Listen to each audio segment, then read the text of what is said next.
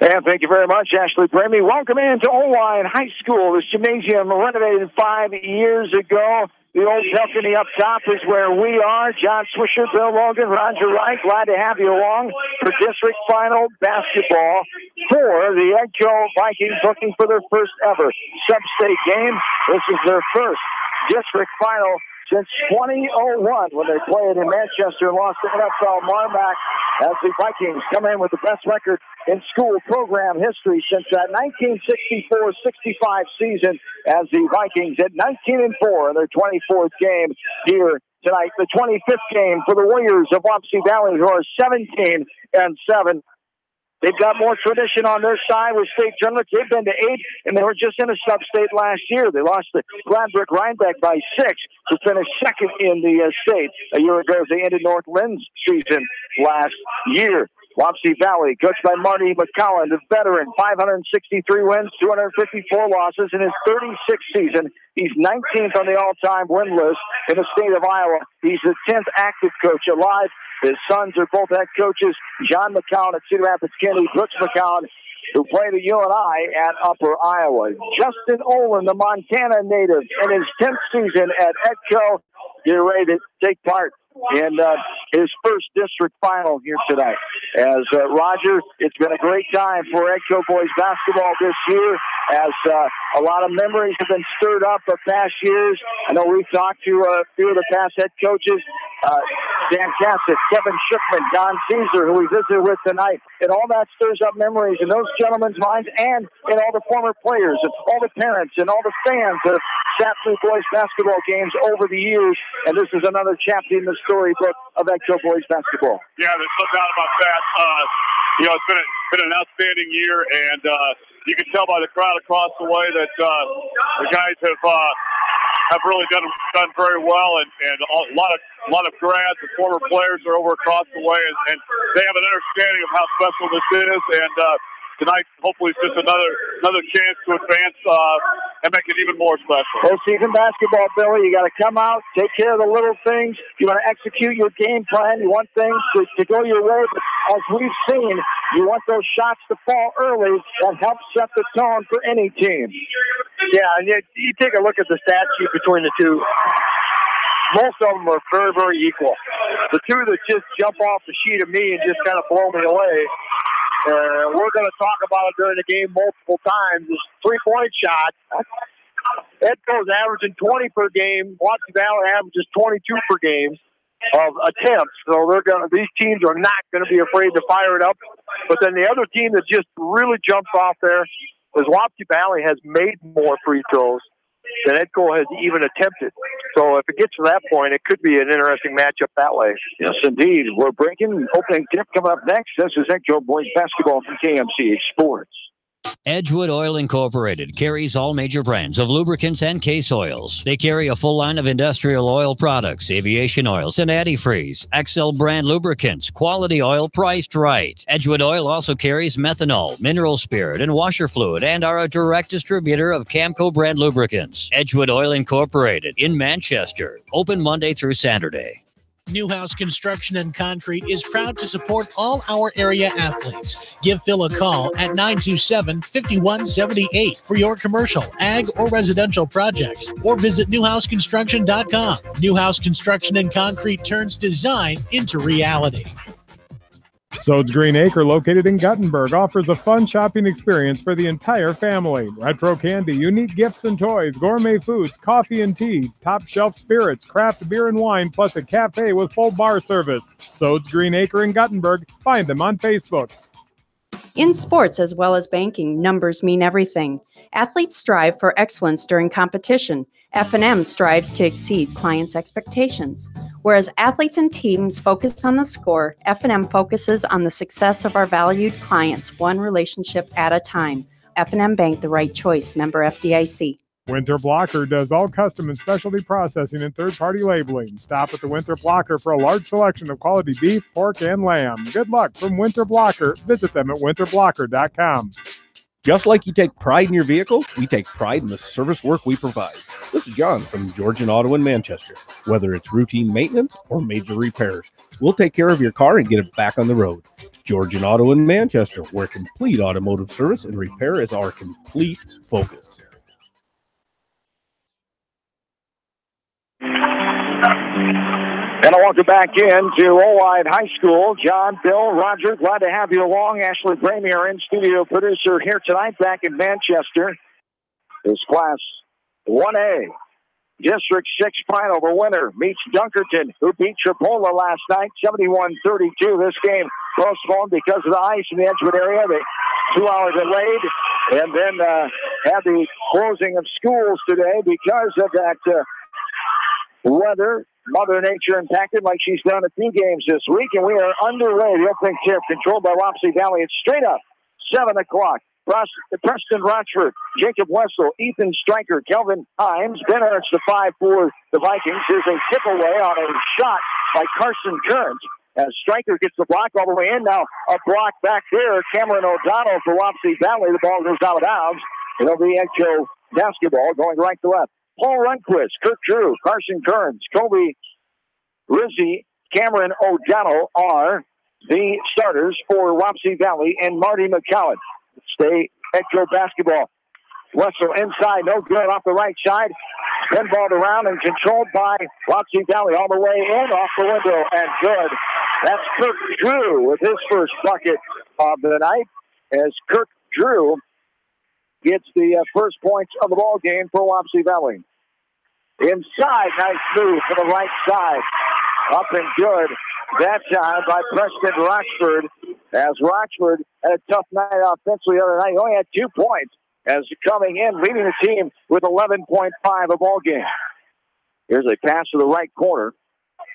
Now back up on top. We're tied at 2, our first tie of the game. Now looking, this is O'Donnell. Left side, going to be a blocking foul called. Driving from the left wing was Paul Rundquist. That name sounds familiar, it should. His father, Paul Sr., is the head coach at Mount Pleasant, 1990 Maquoketa Valley graduate. His grandpa, Gordy Rundquist, longtime Maquoketa Valley AD and boys basketball coach, took them to several state tournaments. Now has been on Steve Bergman's staff at Iowa City West for the past 10 years or so after retiring from Mac Valley, as he is a junior guard for Marty McCowan and Wapsie Valley. Driving in is Rizzi, now back up on top, left wing 3, up and good. Carson Kearns with the 3 ball there, and it's 5-2 in favor of Wapsie Valley. Yeah, that coach came out in their 1-1-3 zone defense there, and on that, Wapsie overloaded the side and then got the ball reversed with the skip pass, and Edco wasn't able to recover. Kearns with his 24th 3 of the year. He's third on the team in that category. As a team, they're 31%. The Vikings shoot 34% from three-point land. They score 62 a game, both teams do. As the Warriors just after the 63-point mark. Here's a ball battered away inside of a missed shot there by Wapsie Valley. Pass back door, pinballed around and controlled by Wessel. 5-2, Wapsie Valley, their largest lead of 3, 5:40 and counting. It's a pass, tough pass for Wessel to handle as Rochford is up in the air, let it go. Now Wessel gets it back. He put it up too strong off the backside, rebounded by the Warriors. And here comes Wapsie Valley back the other way. In the hands of Kobe Rizzi over the timeline, now left side. This is Carson Kearns. 3-point lead, 5:20 to go, quarter number 1.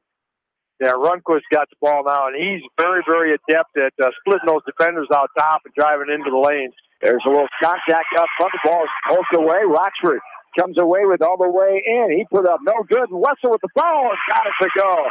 The foul up by Jacob Wessel, his first bucket of the game. He comes in the second leading scorer for the Vikings with 11.3 a game.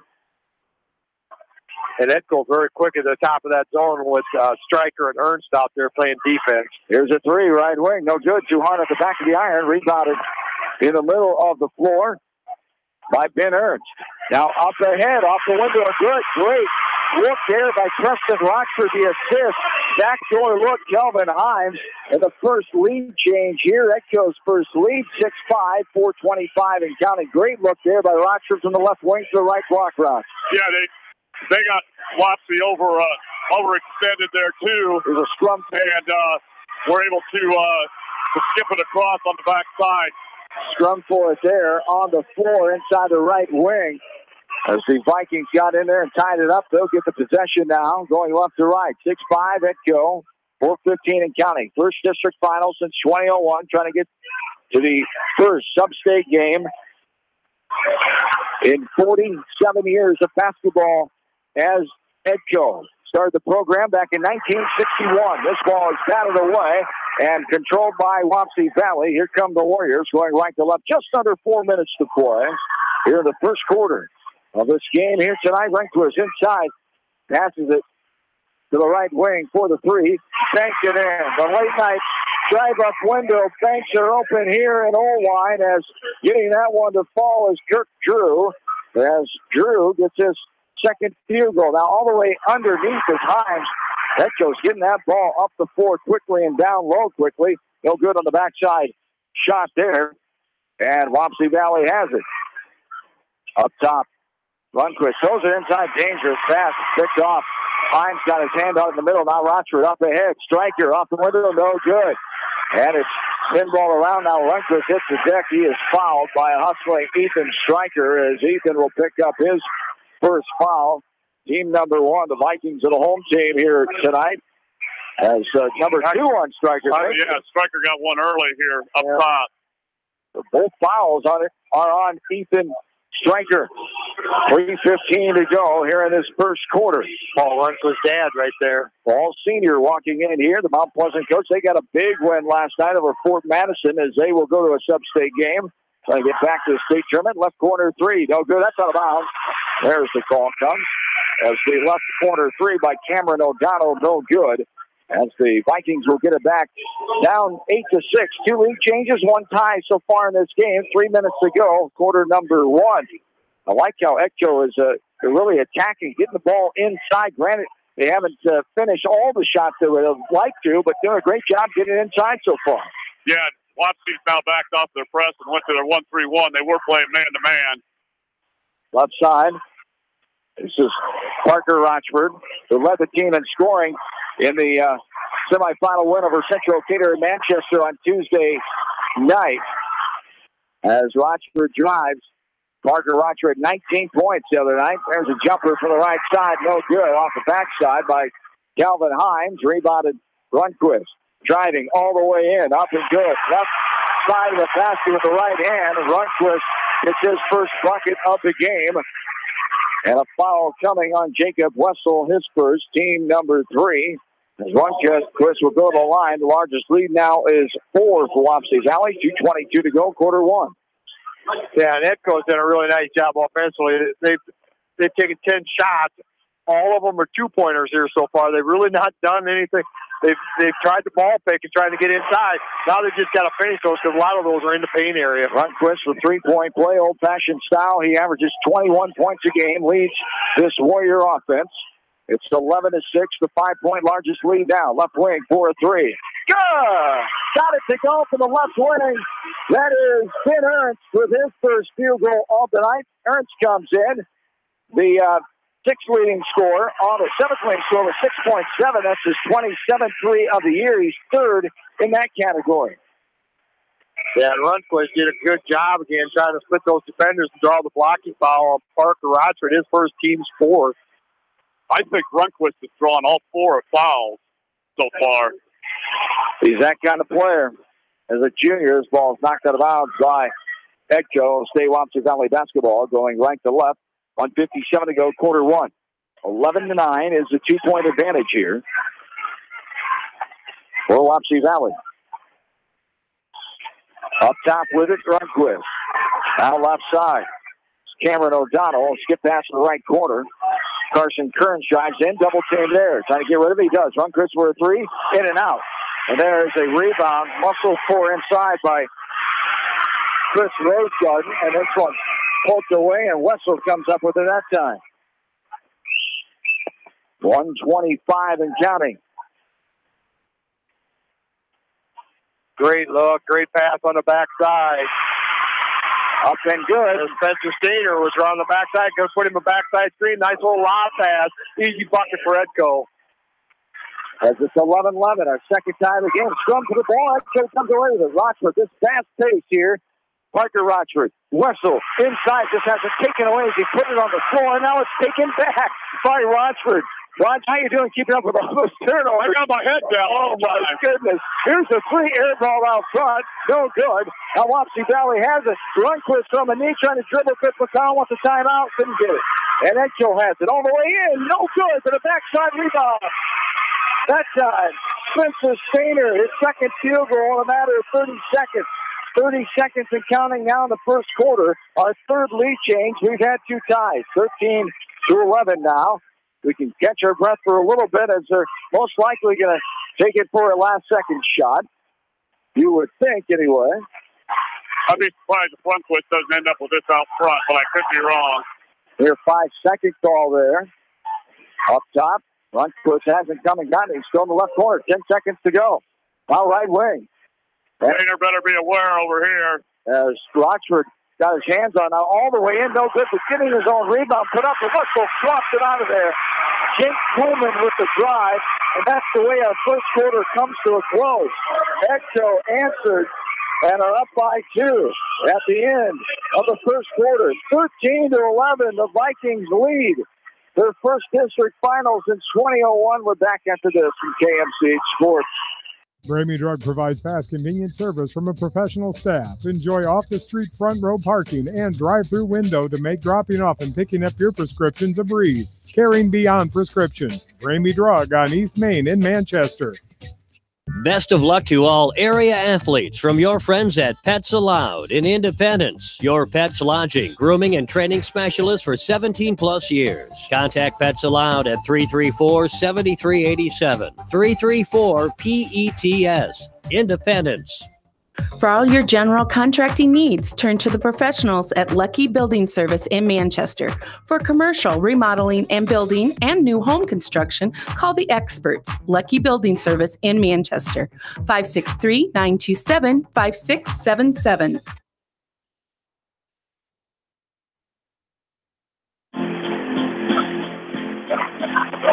A quick first quarter of 11 minutes. Here tonight, we started straight up 7 o'clock, quarter 2 on the way with Wapsie Valley having the basketball, going right to left. It's 13-11. The lead for Edco. We've had 2 ties and 3 lead changes so far in that first quarter. Wapsie Valley has the basketball, free throw line, now right corner. This is O'Donnell. Gets it inside to Rizzi. Rizzi puts it up, swatted out of there. Another block by Jacob Wessel. Now just too careless. There's Ernst throwing it ahead. A little excited there. They're amped up. And Rochford couldn't get to that one as he threw that one to about the Hazelton area out of bounds. 7:33 to go, quarter 2. That would have been a good play. Just need to put air underneath of it and leave him out instead of throwing it so hard. He threw it with his left hand and just got behind it and threw it right out of bounds. Here's a pass to the right side, right in front of the Edco bench. Jake Kuhlman. Now a pass up top, knocked away by Ernst, all the way in, off the window and good. Then Ernst, his second field goal of the night. He's got 5 points. Largest lead of the game now for Edco at 4. 15-11, 7:05 to go. Quarter number 2. Right corner, 4-3, no good. Off the near side. And out of bounds. Lost out of bounds at Wapsie Valley. Will be Edco basketball going left to right. Lundquist started the bench on the bench in the second quarter. He is back in the game as it's Rochford, Ernst, Wessel, Rochford, and Himes in for Edco. Now there's a ball fumbled out of bounds. He's losing his balance on the far side right in front of the Edco bench is Parker Rochford. We talked about it between the break there, Roger. Everybody just needs to settle down a little bit. They're going hard. Everybody's wanting this one here tonight. You bet. Everybody's just amped up a little extra. As they settle into the game, the game will get better. It's a poke away from Lundquist as Rochford gets it back from Ernst. Rochford was the one who caused the turnover. Parker Rochford with his first field goal of the night comes in. The second leading scorer, 11.4. Ball's lost out of bounds. Pesky defense by Edco. Wapsie Valley basketball. 6-point lead, the largest now for Edco. 17-11, 6:42 to go. Here in quarter number 2. Yeah, that's that quickness of the Edco guard court between Rochford, Stryker, and Ernst. They're just very, very active out there. Wapsie Valley with 9 turnovers already here. We're not even 2 minutes into the second quarter. Up top with it is Carson Kearns. Guarded by Ernst. Now left elbow, swing pass, right corner. Driving in, knocked away. Another turnover. Getting his hands on it that time was Parker Rochford. Preston Rochford comes up with it. To Parker, left wing. Hits off the backside, no good. Almost bounded in there, but bounced off the backside. Rundquist with the rebound all the way in. Contact, nothing doing. That should stay Wapsie Valley ball, and it will. Off the player, Rochford trying to take that offensive foul. A no call there as the officials didn't think anybody favored from that contact inside, and it will be baseline inbounds underneath for Wapsie Valley as Spencer Stainer back in for the Vikings. Here's a right corner three. Good. Kobe Rizzi with the three. That's the third three for Wapsie Valley as his first bucket. And here's a little hand check foul called on the inbounds as Wapsie Valley foul their first now going to be called on Rizzi. As we go back, Echo basketball, 17-14, a three-point lead. The largest has been 6 for the Vikings. 3 lead changes, 2 ties in this game. There's a pass to baseline, good job. Awareness there, up in the air, going out of bounds was the Echo player, Spencer Stainer, able to throw it out of bounds off of the Warrior that was right there inside the out-of-bounds line, and it stays Echo basketball. 5:44 to go on the second quarter clock. Echo leads 17-14. Inside, Wessel up. Bounce around, off the window and good. Jacob Wessel has his second field goal tonight as the third leading scorer coming in with 11 points a contest. Back to a 5-point lead. 19-14, 5:25 and counting. Quarter number 2. Inside the timeline with it is Carson Kearns. One of the big boys for this Wapsie Valley team has Kearns listed as only 6 foot on the roster. He looks much taller than that. There's a shot inside, no good. Wetzel with the rebound up ahead. Here's Ernst over the timeline. Ernst now, left side. Now back up top to Rochford. Now Ernst, right side. Here's Himes for a 3. No good off the back of the rim. Rebounded by Rundquist. Rundquist all the way in. Contact that time. Offensive foul. We go back the other way. Going back Echo way on the offensive foul called. Paul Rundquist picks up his first, team number 2. 4:54 to go, second quarter. Echo by 5. That's the second time that I thought, maybe the first time that Echo was a little far underneath the hoop, but that second time the Rundquist has penetrated the middle and Echo has went down, but not far enough that time to guard to. And now up top with his Wessel, left side. Here is Stryker back in after 2 quick fouls early on that first quarter. He sat some time on the bench. Great move by Himes. Gets his own rebound off the window. Good. What an effort. I'm impressed by Calvin Himes tonight. He has been doing it all. As he scored 7 points the other night. He has 4 right now, but very active on the board, especially on the offensive side of things early in this game. Timeout, Wapsie Valley. Yeah, throughout the season, I think anytime that you have a really good team, you have a senior that really steps up. And I think for Echo, I think it's been Calvin. He's improved so much in the last year, and he has become a real secondary post option with Wessel. Yeah, they're doing such a tremendous job tonight. Dribble drive. They're not sitting back. Neither team is shooting 3-pointers like we kind of thought maybe from the stat sheet they're doing. And I think Echo is doing a tremendous job, and they're taking. There's very few of their shots tonight come from outside of that paint area. I believe they only attempted 2, right? Or 3 threes? 2 or 3 threes? 3 so far. 4:29 to go. First half, 21-14. The largest lead of 7 now for the Vikings. Trying to get the first sub-state final in Echo boys program history since 1961. Over the timeline with it. This is Rizzi.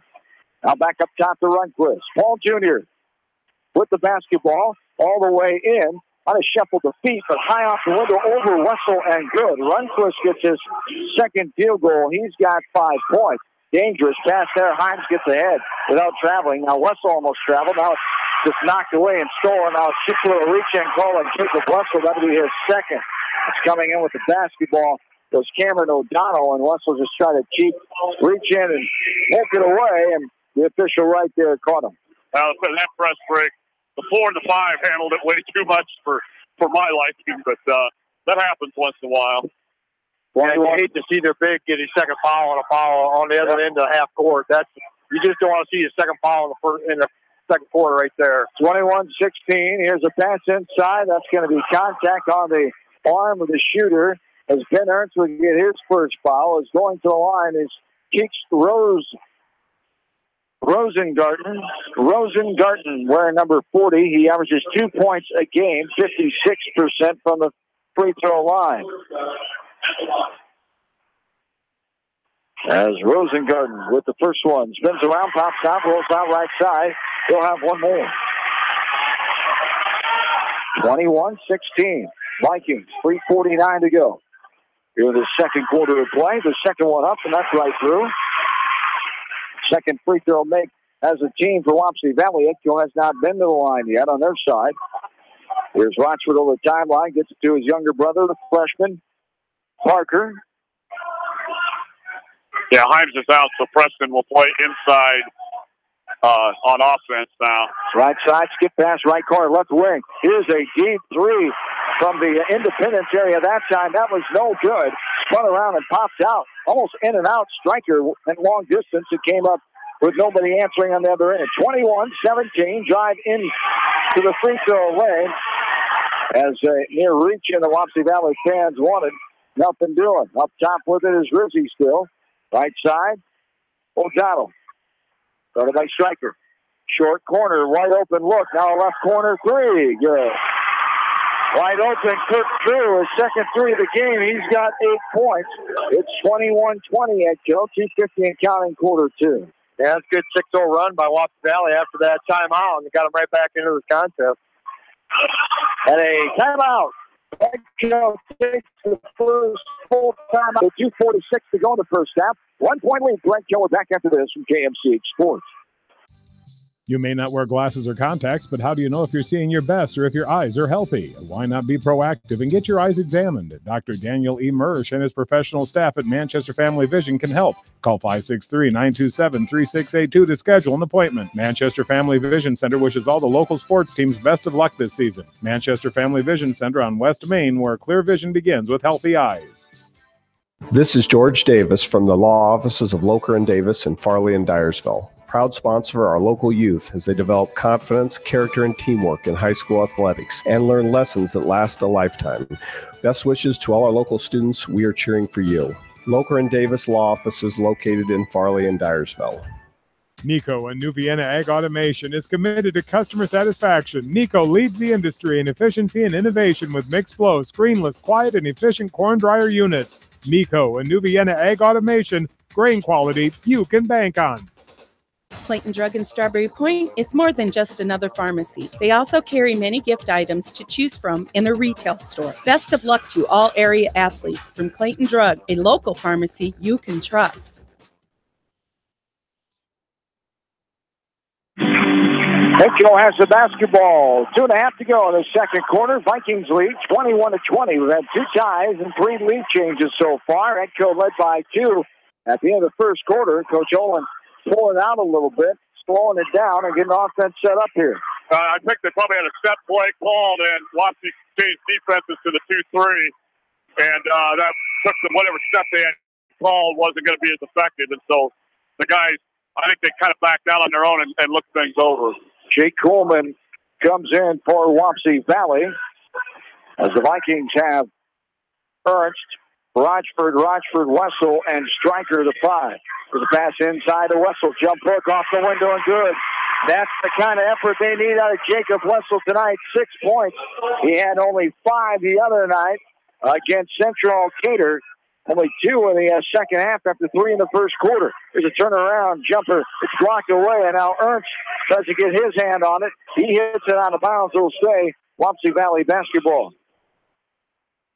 Yeah, Wessel's going for a lot of blocks, and with 2 fouls, it needs to be really hypersensitive, cool.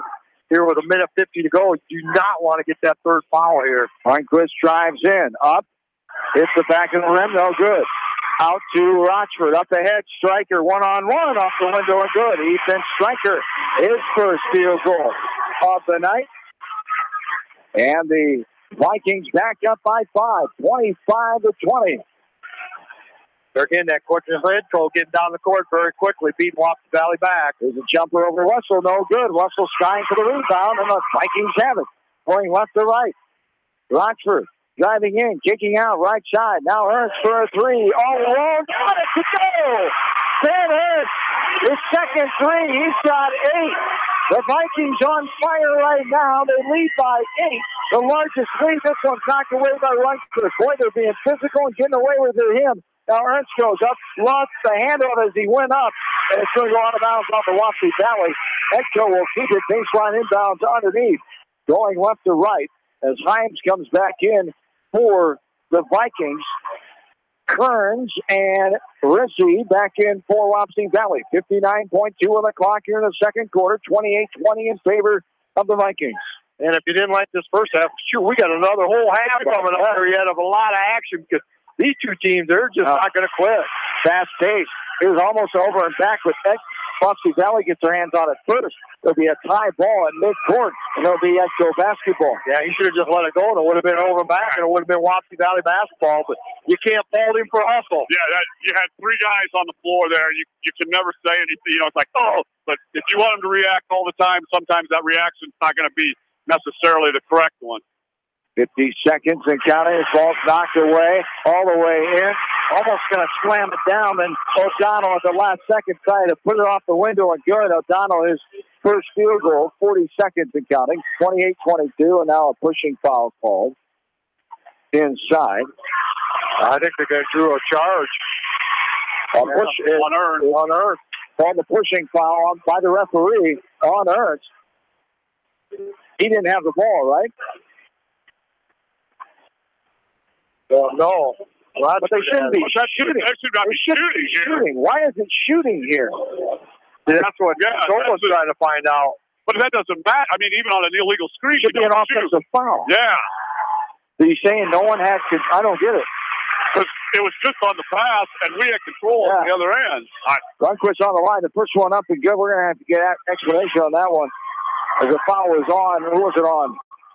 It's on Ernst. It's no good on the second one by Runquist. It's 28-23. Ernst picked up his second there. 30 seconds and counting. 5-point lead. 28-23 Vikings. Trying to hand off. Yep. Pushing foul. You betcha. Too much contact right up top. Trying to push through it.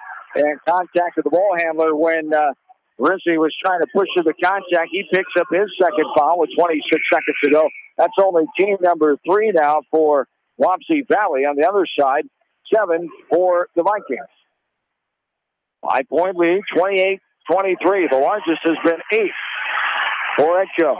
Himes gets the inbound pass from the corner, kicks it back out to Ernst. Now Rochford has it inside the timeline. The Husky at midcourt here at Oline High School. Driving in, off the window, bounds around, no good. Shot by Rochford, now up ahead on the tip away. Wapsie Valley gets it back. Russell in the area, pretty smart there, don't give up a foul there. As Kirk Drew up and good, and that's the way the quarter comes to a close. Wapsie Valley has fought back, they cut it to 3 at halftime, 28-25, as Edco scores 15 in that second quarter to Wapsie Valley's 14 points, and they lead by 3. 28-25 Edco in their first district final since 2001. They lead by 3 at halftime. We'll be back after this from KMCH Sports. Back to Health Chiropractic is the leading chiropractor serving Manchester and surrounding areas since 1984. They offer services like massage therapy, chiropractic, sports injuries, in-house x-rays, and more. Good luck from Back to Health Chiropractic in Manchester. Delclay Farm Equipment is your hometown equipment dealer in Edgewood. Delclay Farm Equipment has preventative service programs with guaranteed prices with a 49-point inspection available. Check them out at delclay.com. Hauser's Water Systems is proud to support all area athletes and coaching staff and wish them continued success. Hauser's Water Systems is your supplier for rippling spring water. Need softener salt or a water unit? Hauser's Water Systems in Manchester. Barron Motor Supply, proud to support all area athletes and coaching staff. They appreciate all their hard work and dedication in and out of the classroom. Good luck from Barron Motor Supply in Manchester, your auto parts professional since 1930. For all your residential and commercial plumbing, heating, and electrical needs, call Meyer Mechanical in Dyersville. Meyer Mechanical, wishing all area athletes and coaching staff in tournament action continued success. East Buchanan Telephone Co-op in Winthrop are proud to support the East Buchanan athletes and all area athletes and wish them continued success. East Buchanan Telephone Co-op, your total communication source in Winthrop. Call 319-935-3011. Contact me, Chad Frazier, at BC Land Services in Earlville for all your maintenance projects such as tree removal and trimming, small dirt work projects, lawn seeding, and more. BC Land Services is fully insured and licensed. Contact me at 563-590-8074 or on Facebook. And best of luck to all area athletes and coaches. River's Edge Construction wish all area athletes the best of luck in tournament action. If construction plans are in your future, call Lyle Palmer at 563-920-0046. River's Edge Construction can help you with your residential and commercial new construction and remodeling plans. Call River's Edge Construction in Manchester at 563-920-0046. Kleesner Sanitation are taking new customers for both commercial and residential properties. If you need a large dumpster or container for new construction projects and a roll-off, call Kleesner Sanitation at 927-5977. Good luck from Kleesner Sanitation. Since 1995, Edgewood Feed Mill Construction has provided customers with a quality, pre-engineered building package for their swine facility needs. Edgewood Feed Mill Construction is a general contractor and will assist you with the construction of your livestock facility, start to finish. For more information on Edgewood Feed Mill Construction, contact Steve Harris at 563-920-7835. Ellis Implement and Outdoors in Coggin is your local supplier for farm equipment and outdoor power, offering parts, sales, and service since 1937. Ellis Implement and Outdoor wish all area athletes and coaches the best of luck.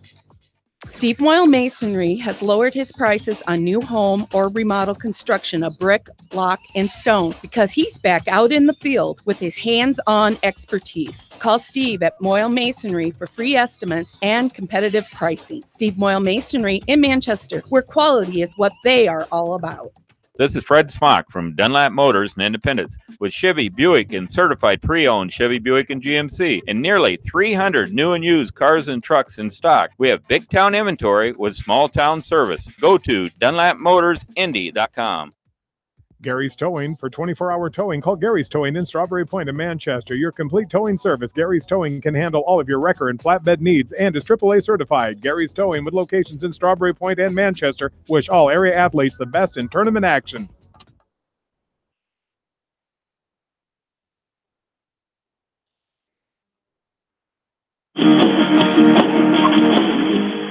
Back inside Owan High School Gymnasium, along with studio producer Ashley Bramey, John Swisher, Bill Logan, Roger Wright, on this final Friday in the month of February 2018. Here we are as Echo trying to get to a sub-state final for the first time in school program history as the 28-25 lead for Echo at the halftime break. They outscored Wapsie Valley by 2 in the first quarter, 13-11. They came back and outscored the Warriors 15-14 in that second frame for the three-point lead here. Raj, what have been the differences in your mind so far? Echo, a good start in this one, and they've been able to keep it up despite that little run late. They got up by as much as 8 in the late in the second quarter.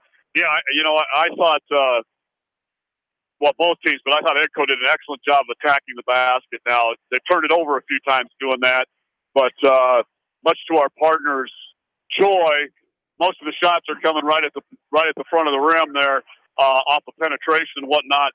I have Edco for 9 steals in the first half, which is a phenomenal number. From an Edco standpoint, I hope that continues because that's turning into points. And probably the only thing is, they've got three guys with 2 fouls, and so they got to be careful on the reaches early. But it's been pretty physical, and they're letting them play. And Wapsie Valley's attacking the hoop down here, probably running a little more offense, maybe. Although it's been pretty balanced that way. Yeah, they've done a nice job. One thing jumps off me is you alluded to a little bit. I got Wapsie Valley for 13 turnovers, of which 9 of them were steals. EPCO only was 7 turnovers, so done a nice job there. Shooting-wise, Edco 11 out of 21 from two-point range, over 50%. You really got to love that number. 2 out of 6 from behind the three-point line, so 48% from the field. One thing that jumps out, no free throw attempts. For as many shots in the paint area, no free throw attempts. They're kind of letting them play a little bit, so we'll see if that continues in the second half. For Wapsie Valley, 5 out of 13 from two-point range, 4 for 9 from behind the three-point line, 41% shooting, and they were 3 for 5 from the free throw line.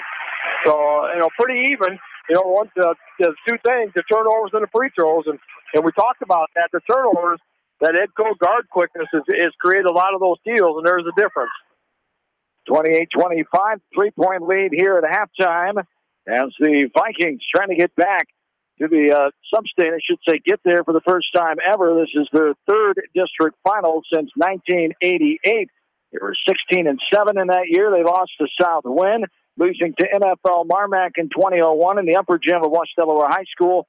The district final here tonight, the first one since 2001. As this final Friday in February brought spring training baseball. And I hate to bring it up because the Dodgers actually won today. My two partners are Dodgers fans. They beat the White Sox 13-5. But you know what? The Cubs are saving their wins when it really matters.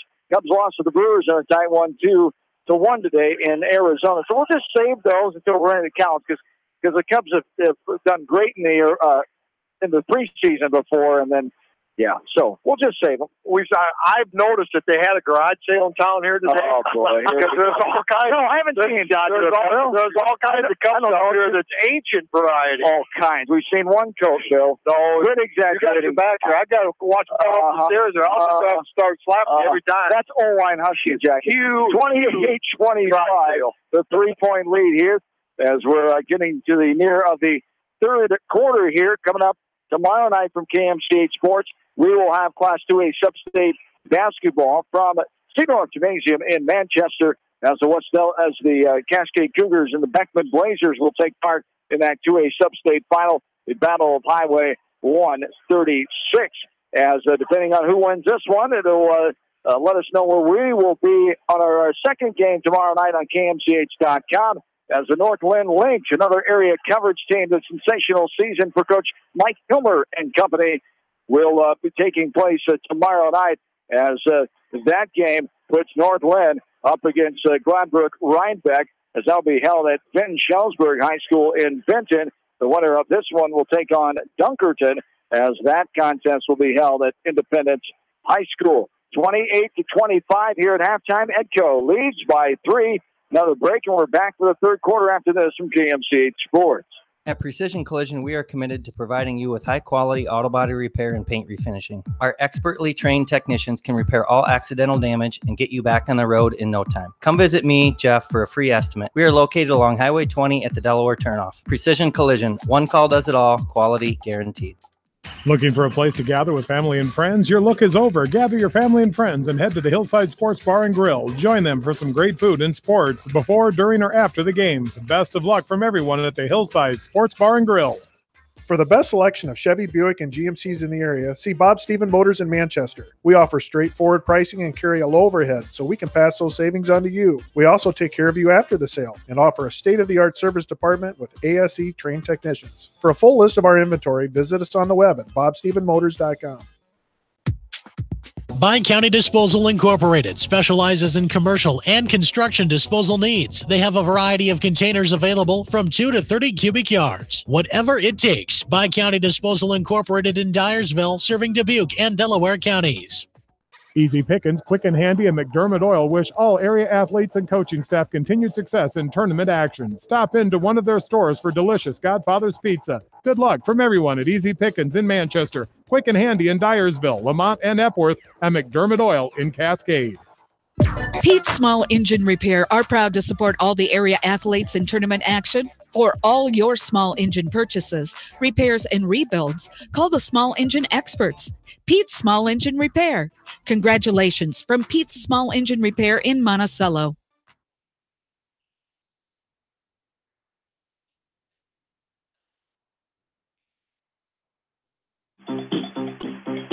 Welcome back inside Old High School. Wapsie Valley will get the ball going left to right. It's 28-25. Edco has the lead. A good evening, and thanks for tuning in to everybody on KMCH and online at Mix94.7KMCH.com. Listening worldwide, listening in Coggan, where they're having a Friday night safety meeting. A hello to those folks. Glad to have you along, and good luck to those Northland boys tomorrow night as they compete in their second sub-state final, well, third in program history. Here's a shot by Runquist on the left side. No good out front. Rebounded by Wessel. 7.5 to go here in the third quarter. As the Vikings have it, Himes inside the Wessel. Has it knocked away, but on the unfoul. Good call there. Runquist got the wrist of Wessel. And Runquist will be charged with his second foul. Baseline inbounds underneath for the Vikings. Going right to left. 7:26 to go. Third quarter, Vikings lead by 3. Inside pass to Wessel off the inbounds. No good. Has a roll right over the top. Like there's a lid on that hoop. And we go back the other way with Runquist. Now this ball's over the timeline. It's tipped away, but controlled by Wapsie Valley. That's that quickness of the Edco guard court there. Really giving Wapsie Valley some fits here. Right corner 3. Got it to go. That's Cameron O'Donnell. His first three ball of the night, I should say. His second field goal, 6:55 and counting. His striker for a deep one. That's no good. Too hard off the back of the rim that time.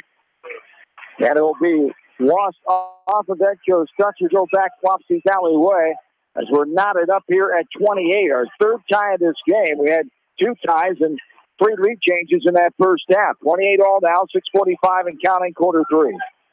Well, both teams, this was almost pretty close to identical scores of both teams at halftime the other night. So they are used to that. Shot inside, up by Runquist, no good. He is fouled in the act of shooting. We'll go to the line and shoot 2. They're going to call on Jacob Wessel, and that'll be his third.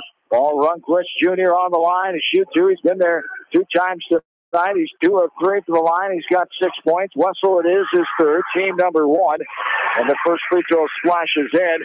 Runquist Jr. will have 1 more. Paul Runquist Jr., 21 points tonight, leads the way, 76% free throw shooter, best on the team for the Warriors. And that one is nothing but nylon as well. 8 points for Runquist. It's 30-28, our fourth lead change of the game. 30-28, Wapsie Valley. Over the timeline with a speedy right-handed thigh-high dribble was Rochford. Now a 3 by Ernst, no good. Out the backside, rebounded by Wapsie Valley in the form of O'Donnell. Up to the left corner. Now back up top to O'Donnell. This is Runquist inside the timeline. At right corner 3, good. Got it to go right over the hands of Rochford. Came running at the last second. Kearns with the 3 ball. And Coach Ola wants to time out on it, but he wants to settle things down.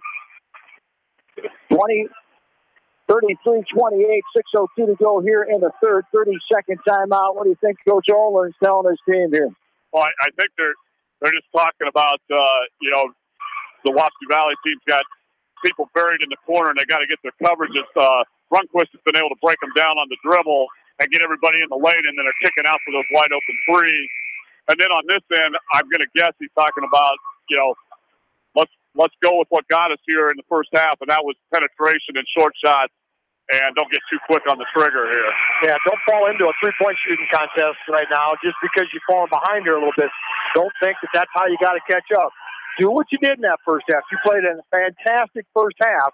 Go back and try to emulate what you did the first half. Don't get sucked into a 3 shooting contest. The 5-point lead matches the largest lead of the game. Here's the Wapsie Valley. 6:02 to go in the third. The inbounds pass Rochford to Rochford up top. Parker dribbles it. Hands off to Ernst. Now Preston Rochford comes and gets it right on the edge of the Husky at half court. This is Himes with a handoff. Going left to right all the way in. Off the window, good. Great move there. Preston Rochford, that's only his second field goal of the night. 33-30 now. Wapsie Valley 3-point advantage. This is Rizzi over the timeline. Right-handed hip-high dribble. Now turns back, middle of the court, double team. Double team needs help. He gets rid of it just before the 5-second count comes. Runquist has it up top. Right side, Rizzi. Rizzi inside the right wing. He's dead with the basketball. With Rochford right on him. Deep three that time, no good off the back of the rim. And it's corralled by Ben Ernst. Ernst now hands it off to Rochford. Preston, a pass right side. This is Parker with the basketball on the far side, dribbling right in front of Coach Olin. Coach Steve puts in the HO bench. This one's thrown just over the outstretched arm of Ben Ernst as it bounces out of bounds in front of the Wapsie Valley fan section. We go back the other way. 33-30 Warriors, 4:59 to go in the third quarter. Back up top, Runquist has it. Turn around move, contact on the screen, nothing doing. Here's a right wing three, no good. Off front side, and that's a rebound by Rochford. All the way in, Parker Rochford, no good. It dances off the front of the rim, pinballed around, but controlled by Wapsie Valley. And the Warriors bring it up with Carson Kearns. Kearns now inside the upload contact call there on Parker Rochford. That'll be his second foul. Team number 2 here in the second half. 33-30, 4:36 to go. Quarter number 3. Sideline inbounds in front of the fan section of the Warriors. Inside Old High School Gymnasium. Up top with it is Runquist. Runquist dribbling, guarded by Ernst. Gets it to the left corner. 4-3. Rizzi, no good. Left it short. The front side rebound by Hines. Now Rochford has it up top. Preston surveying. Motions out the offense with his left hand. And Wessel will bounce pass the right side to Parker. Parker drives baseline. Puts it up. Avoids the defender. Great move. Parker Rochford, the freshman, with a shifty move in the air, avoiding the defender Rizzi. And it's a 1-point game. 33-32, 3:50 and counting, quarter number 3. Rizzi now drives in the lane, passes out, left wing 3. That's no good. Skims around, bounces off backside, rebounded there by Wapsie Valley. Going to be a holding foul called on the Vikings. Carson Kearns got the rebound. Then a little reach-in grab called on the Vikings as they give that one to 22. I think Preston got his first. Team number 3 now. 3:46 to go, quarter 3, 33-32. That possession for Wapsie Valley was a little unnerving for Edco because Russell was caught back in the middle of the lane with the ball coming quick at him. And fortunately, they were able to get out of that without him getting his 4th foul. Runquist passes it and then gets back in on the inbounder, but it's blocked away by Russell, and we have a foul. A pushing foul is called. Got so loud in here, they didn't hear the whistle initially as Ernst was racing to the other end, but a pushing foul call on Wapsie Valley as the Vikings will have it going right to left here. Who did they call that on? Drew. Kirk Drew got his first foul, team second. 3:42 to go, quarter 3. 1 point Edco lead. Edco trails, I should say. Wapsie Valley the 1 point lead. This one's knocked out of bounds by a hustling Jake Kuhlman. It'll stay Edco basketball. 33-32, Wapsie Valley. 3:38 to go. Here in this third quarter, after 27 minutes first half, we started right at 7 o'clock here tonight from Old Line. Left side, this is Rochford. Baseline drive, pass across the lane. An offensive foul call there on Preston Rochford. I thought he tried to avoid the contact. They didn't quite get out of bounds. I mean, it just flared out of bounds as he threw the pass. That would be the second in a matter of a minute. Personal fouls on Preston Rochford. Wapsie Valley lead and the ball here, 33-32. 3:32 to go in this third frame. Rizzi will bring it up. Guarded by Stryker. A little pressure here for Edco. Rizzi, half court. Almost a swipe away there by Ernst. But Wapsie Valley keeps possession. Rizzi now left side of Runquist. Runquist has passed back out as he ran into traffic. Now Wapsie Valley in the form of Kirk Drew. Back out Rizzi. And this is going to be a blocking foul called on Stryker. Yeah, Wapsie Valley fans wanted a little reach-in up top. They didn't get that contact with the blocking body called underneath. And it'll be Wapsie Valley basketball, and that is the third foul on Ethan Stryker here, team number 5. Yeah, that's getting close to that bonus situation. And as we talked about in the pregame, is Wapsie Valley shoots a lot of free throws. And, man, you can score a lot of points when the clock isn't moving. So Edco is going to have to try to maybe not get quite so many fouls, but that's tough in a physical game like this. Under 3 minutes, Rizzi for a 3. No good. Too hard, but he gets his own rebound. Great job crashing the board. He's on the ground with it, but it's knocked away. As up in the air was Spencer Stainer on the court with his feet, I should say. Knocked away. He comes up with it, and Vikings have it. Down by 1, 2:40 and counting. This entertaining Class 1A District 6 final tonight. The winner goes to the sub-state. Tomorrow night, unless it gets changed by the state, there has been one 1A final, sub-state final moved already to Monday night because of the back-to-back issue.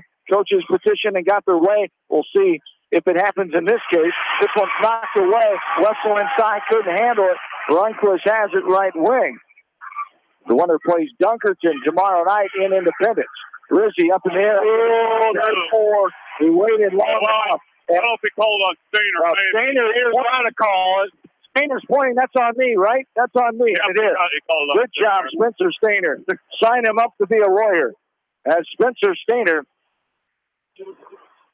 pointing to it. What an unselfish play there, Mr. Stainer. Knowing the situation, Russell can't get 4 there. Yeah. And maybe, I think from kind of when he got up in the air, if he thought quick enough, he saw Wessel right there and was making sure he was coming down to get the foul. As Rizzi, the first one up and good. This one skims around and pops out. It's poked out by Wapsie Valley. They control it. Rizzi goes and chases it down. He's an active member of this team. As Kobe Rizzi only has 3 points. But very athletic and scrappy out on that court as part of the guard court here for Wapsie Valley along with Runquist. Here's a timeout. Coach McCowan takes a timeout. It'll be a full timeout here. We'll take a breather with them. 1:55 to go. Quarter 3. 2-point lead, Wapsie Valley, 34-32. Back after this from KFCH Sports. When it comes to financial planning, most financial companies focus on your income. At Northwestern Mutual, we focus on your outcome. It takes the right financial partner who cares as much about your future as you do, building a financial plan to meet your life's priorities and helping you achieve the financial security you're after. Focus on your financial outcome with Northwestern Mutual. Contact me, Mitch Payton, or Matt Schulte today. You and Northwestern Mutual, stronger together. Paladin Attachments is a blending of 11 brands joining skills and expertise to design and build the best quality heavy and light duty attachments in the world, giving customers powerful peace of mind. Join Paladin and Delhi in wishing all area athletes, teams, coaches, and fans the best of luck. The staff at Bowenkamp Murdoch Funeral Home and Cremation Services in Manchester and Clifton Murdoch Funeral Home in Earlville are proud to support all area athletes and coaching staff in tournament action. Wishing you continued success from Bowenkamp Murdoch Funeral Home in Manchester and Clifton Murdoch Funeral Home in Earlville.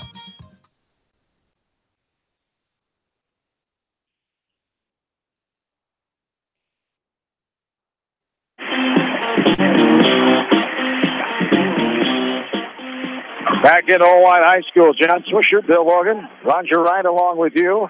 This Class 1A District 6 final here tonight. Ball is poked away. Echo has it off and running up the window and good. But Benner, his first field goal of the second half, he's got 10. We're knotted up for the 4th time. 4 ties, 4 big chances. Here's another steal. Up and no good off the left side. And this is going to be knocked out of bounds to say Echo basketball as another steal there as Rochford got it up and just left it short, and it was hit out of bounds by Wapsie Valley. 34-all, 1:39 to go here in quarter number 3. Big couple defensive plays there by Parker Rochford. Trying to get inbounds on a holding foul called on the inbound on Wapsie Valley. Big post player that was holding Himes there. Ball on 50. Yeah, Drew, his second. Team number 3 down. 34-all, 1:39 to go. Here in this third quarter of play. Wessel has it up top. Extended left wing. Has to get rid of it. He lost it off his knee.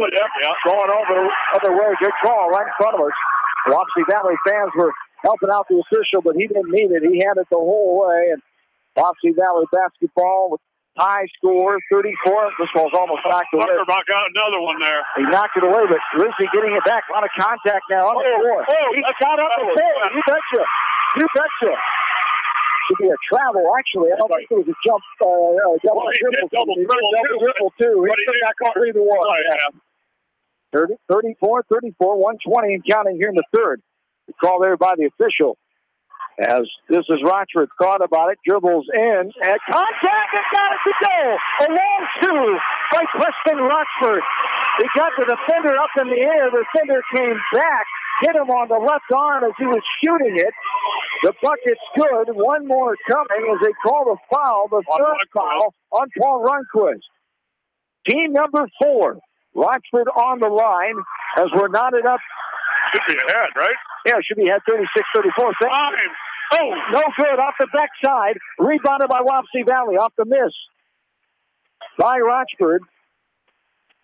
That was her first free throw attempt of the night. It was. Fifth lead change of the game. 36-34 Edgehill. 55 seconds and counting. On right side with it is O'Donnell. Now a pass inside, knocked away. Edgehill has it. Here is Rochford. Parker on the other end. He dragged the foot, but got away with it. Off the window and good. Right hand on the left side. Parker Rochford. Rochford has his third field goal of the game. He's got 6. Back to a 4-point lead. 38-34. 35 seconds. This one's knocked away. With the steal by... No, it wasn't. No, it wasn't. No way. No. No. Over and back called. I don't get that one, Raj. I don't think so. 3 points. 3 points. 2 feet in the ball. Yeah. He was down in the line. Yeah, that's what I thought too. But the only thing I can figure out is the volleyball line and whatnot confused him. But yeah, he said that Parker I'll get the right one yet. That Preston came down in the front court with the ball and then stepped over. I did not see that. But the official did. His opinion matters most. Life goes on. 38-34, 29 seconds and counting here in the third. Up top is Lundquist. Edgehill leads by 4. Late in the third quarter. We still have a whole other exciting quarter to go. No good Lundquist. He gets his own rebound. Oh, they called on. From behind on the floor, right on Rochford. Yeah. Preston Rochford. Third, maybe? Yeah, we'll get number 3. That is team foul. Number what, 7 or 8? 7, I think. 7. They got it up there quick. As Rundquist will be on the line. He is 4 of 5 tonight from the free throw line. One in the bonus here. 18.3 on the clock in the third. 38-34. Here's the lead for Edgehill. This one is good. Rundquist will have one more. Paul Rundquist Jr., son of Paul Sr., Mount Pleasant head boys basketball coach, going to a sub-state final Monday night. And the second one is up and good. 4 points in his third quarter. He's got 10 on the night for Rundquist. 38-36, 18.3 on the clock here in the third. Inbounding it is Ernst. Ernst gets it in to Rochford. Parker dribbles it over the timeline. That's got to be a contact. There was a double dribble there, but that was because of the contact. As the whistle came after the double dribble, but they're calling the foul, thank goodness. As the foul call on Kirk Drew, that'll be his third. As this is really one area of the game that Edgehill has really struggled in. That's getting the ball out of bounds on the sidelines against the pressure. There's been several turnovers there. They did a good solid one here. 11.8, and there's another struggle as Rizzi got his paws on that one, knocked it out of bounds. Will stay Edgehill basketball, going right to left. The passes are just a little soft, and they're making up ground when the ball's in the air. And, you know, you talk about that in football all the time. Here is Stryker, guarded by Rizzi out top. 6 seconds and counting. Handoff out top, Rochford. 4 seconds. Pass left side. Ernst will drive in. Wide open. Little floater. No good off the backside. That's the way our third quarter closes. 38-36. Edgehill with a 2-point lead. Trying to make history tonight. The first sub-state final appearance. As we go to the fourth quarter, Edgehill by 2. This is Vikings postseason basketball from KMCH Sports. American Trust and Savings Bank wishes all area athletes and coaching staff continued success. American Trust and Savings Bank with locations in Dyersville, Farley, Dubuque, and Des Moines. Simply better banking. Check them out at americantrust.com. Member FDIC, equal housing lender. Beaton Bender Manufacturing Incorporated is a family-owned and operated business that has been a worldwide supplier of hydraulic shears and press brakes since 1972. Beaton Bender Manufacturing in Coggin is proud to support all area athletes and coaching staff. Sight and good vision is very easy to take for granted until it is taken away. Advanced Eye Care Associates of Eastern Iowa is here to help you. Advanced Eye Care Associates of Eastern Iowa, located at 225 West Main Street in Manchester and 1113 West 3rd Street in Vinton.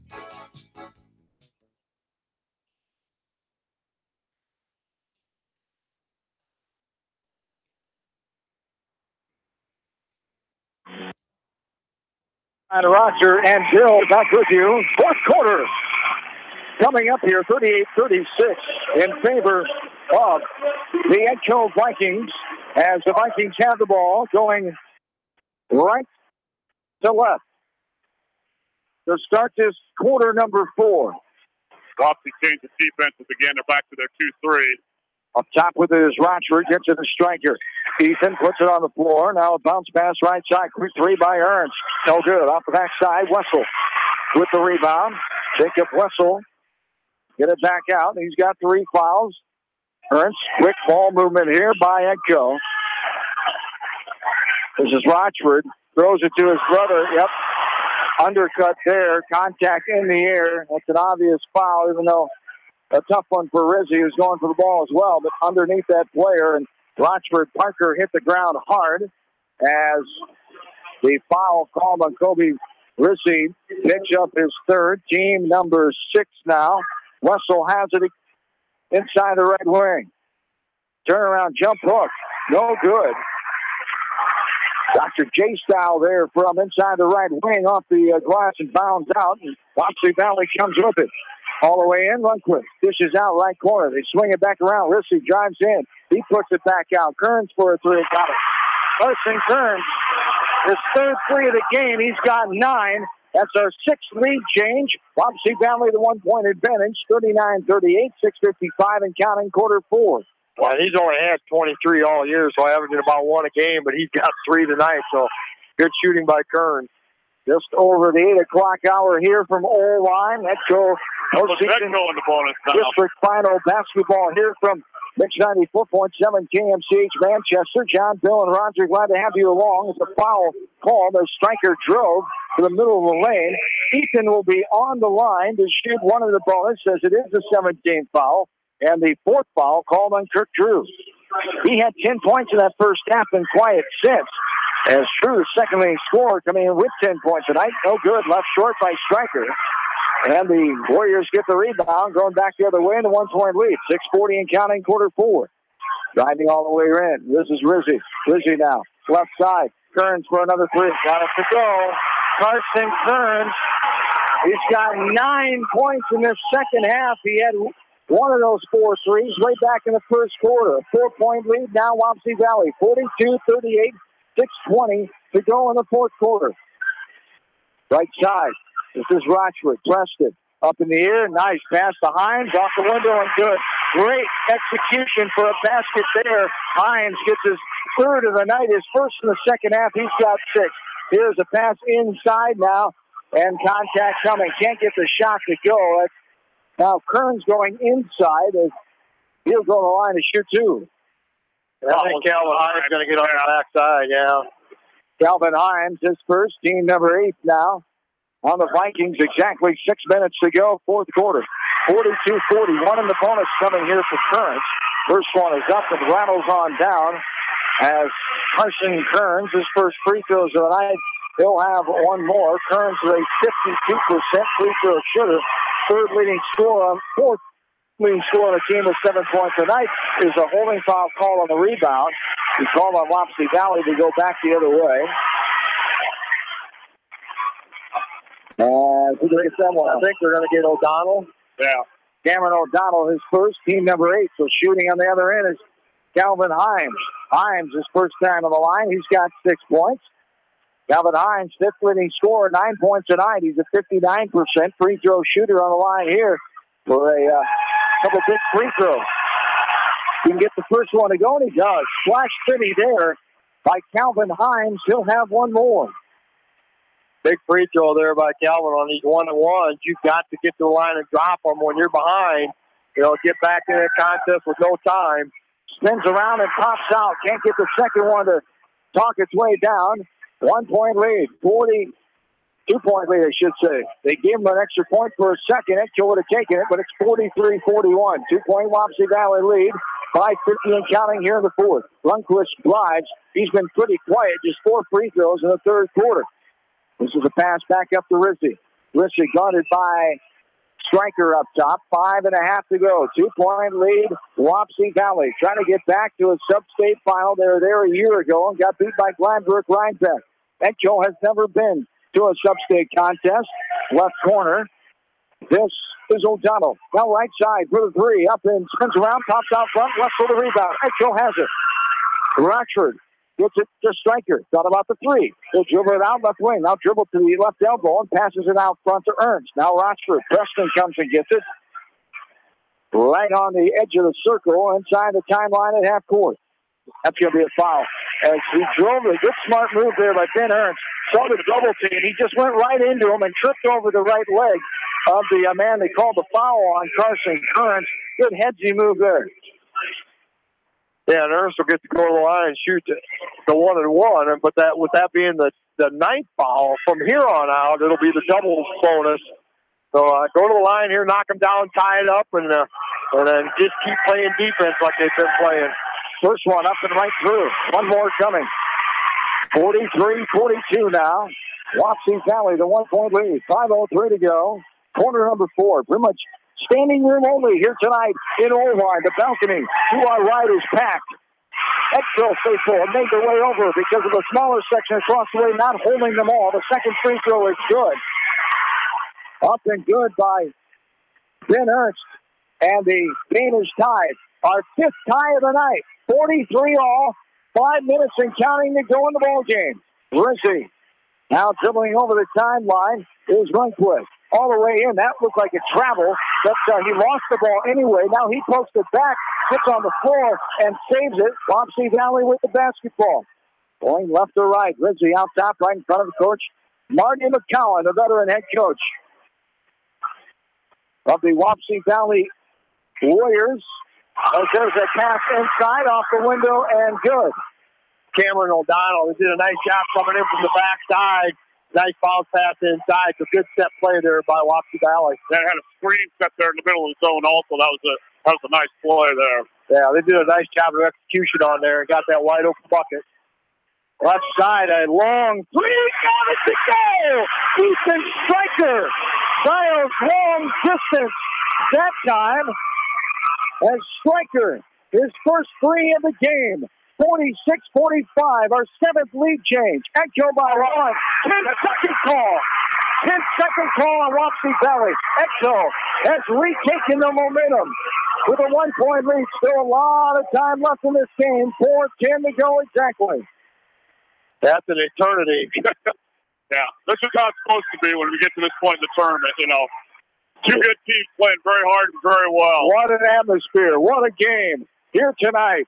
Edco, 19-4, best record in program history. 17-7 Wapsie Valley. 8 state appearances. Coach McCowan has 7 of them since 1986. In his 36 years of coaching, there is a ball batted on the bounds. It'll stay Edco basketball. Baseline inbounds underneath. As the Vikings with the 1-point advantage, 3:47 to go here in the 4th quarter. Pass up top, dangerous. Stryker able to haul it in. Almost a slap there by Rundquist. Got away with it. As now, this is Rochford. Parker up top, right-handed, left-handed dribble. Pass to the left side to his older brother, Preston. Now Parker gets it back, throws it to the baseline, and airmails that one out of bounds. Got a little greedy there. Went awful high to try to get the ball to Wessel. This one's Rizzi getting the inbound. Harassed right away by Parker Rochford. Pressure again here by Edco. In the middle of that pressure is O'Donnell. Now it's stripped away. Stryker. That's going to be a foul. Ball. You betcha. As Rochford going for the ball, but the contact initiated by Carson Kearns, his second foul. And going to the line will be Preston Rochford. Has 2 shots now coming on the 10th team foul for Wapsie Valley. 46-45. 2 coming here for Preston Rochford. 65% free throw shooter. 0 for 1 so far tonight from the line. As this one rattles around and pops out left side. 0 for 2 now. 1 more to come. He's got 6 points on the night. And an off night on Tuesday night. 2-point effort. Leads the team in scoring at 11.5 a night. This one rattles around and pops out as well. Some missed free throws there. They missed 3 in the 4th quarter as Echo. Here's a blocking foul called on Parker Rochford right in front of the Wapsie Valley bench. And shooting here over the Kobe Rizzi. Rizzi on the line for a second time. He's 0 for 1. He's got 3 points. Now he's 1 for 2. Rissy? Yeah, he went 1 for 2 in the third quarter. Missed those. As back on the line, and he makes that one. Nice smooth stroke there. He'll have one more. We're tied at 46. The Edco inside guys on these free throws have really got to step in. Wapsie's running a really nice cross-action play and not getting much of a box out there. That fell right to Wessel. And this one, send ball around off the missed free throw. Getting it back is Wapsie Valley in the form of Kearns. Now a timeout. Coach McCollum wants to set something up. High ball game at 46, 3:02 to go here in the fourth. They're waiting to see what they have here. 4:30. It's going to be a 30. We'll keep it right here. Coach McCollum takes the 30-second timeout. Wapsie Valley with the timeout. They should have 2 remaining. Yes. 2 fulls. 2 fulls. And for Edco, do they have 3? They've got 3 remaining. 2 fulls and 1:30 remaining for Coach Olin here. Well, I'm just curious after watching Wapsie Valley play the other night. Are they going to pull it out now with their guards and just try and run clock and go to the free throw line for the rest of this game? The only thing that's positive is Edco has done a pretty good job of picking their pockets and getting them into traps and that kind of thing. Forcing the turnover. I got to believe Coach McCollum would love to see Edco go man to man, but that's not going to happen if it doesn't have to. Yeah, Edco guard court really, really quick. They're not going to be able to run that. They got great ball handlers, but they're not going to be able to keep them away from that long. Rizzi. That's what it looks like. Yeah. Kearns. Now they're pulling out. Runquist back to Kearns. They've got 3 guards up top of a rotation around and 2 players down below. Now driving in Runquist. Up and good. Nice pass there. Kirk Drew gets the basket. That's his first field goal since the second quarter. He's got 12. Back to a lead change there, our 8th, and a 2-point lead for Wapsie Valley. 48-46. Inside, here's Ernst. Bounce pass, Wessel goes up strong. Up the window and good. Jacob Wessel with his 4th field goal tonight. He's got 8. Back to a tie ball game. We've got 7 ties now. 48 all. 2-10 and counting here in this game. Up top is Rizzi. Dribbling, left-handed. Thigh-high dribble, now back up top. This is O'Donnell. O'Donnell now to Runquist. Runquist has been held to 10 points tonight. Comes in averaging 21 a contest. Under 2 minutes to go. We're tied at 48. Here's Kearns passing it to Rizzi. Back up to Kearns. Just inside the timeline. He avoided it. Tight-roped that center court line. As Runquist driving in. Contact. Put it up. Nothing doing. Backside rebound, though. Put up and good by Kirk Drew. Kirk Drew with 4 points in the last minute after going quiet. Here's a 3. Got it to go! That's Parker Rochford. 3 ball from the right wing. Back to a 1-point lead. Here's a steal by Rochford. All the way in. Striker left it short.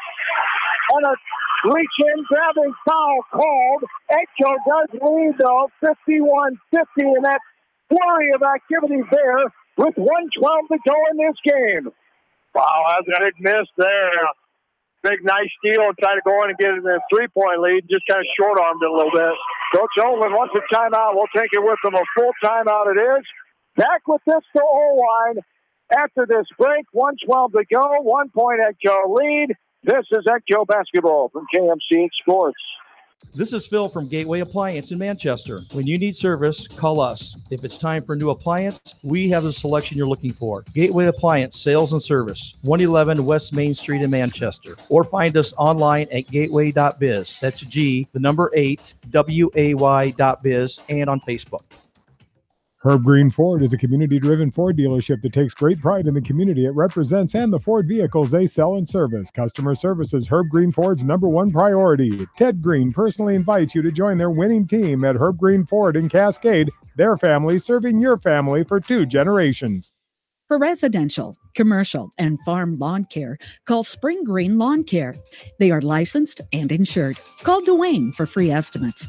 Spring Green is your full-service lawn care company in Dyersville.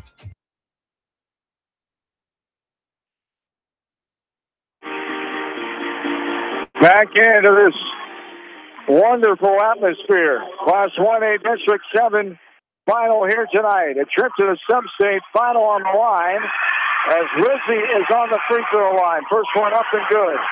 Kobe Rizzi with a free throw there ties this game up for the 8th time tonight. That's 51. 1:12 to go. Rizzi the second one. That's good as well. And it's 52-51. Wapsie Valley, the advantage. 105 and counting here in the fourth. Rochford over the timeline. Preston, right-handed, hip-high dribble. Left side. Lundquist went to the steal. Knocked away from behind, but on the arm foul called from the baseline official. Kirk Drew will take his 5th foul for Kirk Drew. He is fouled out of this game, and he makes his way to the sideline. And he offensively 4 points in the last couple minutes here after going quiet. He ends tonight with 14 points.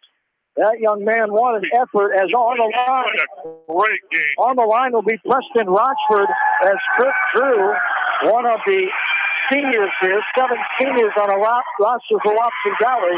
Rochford no good on the free throw. He'll have one more. Yeah, he's 0 for 4 tonight on the free throw line.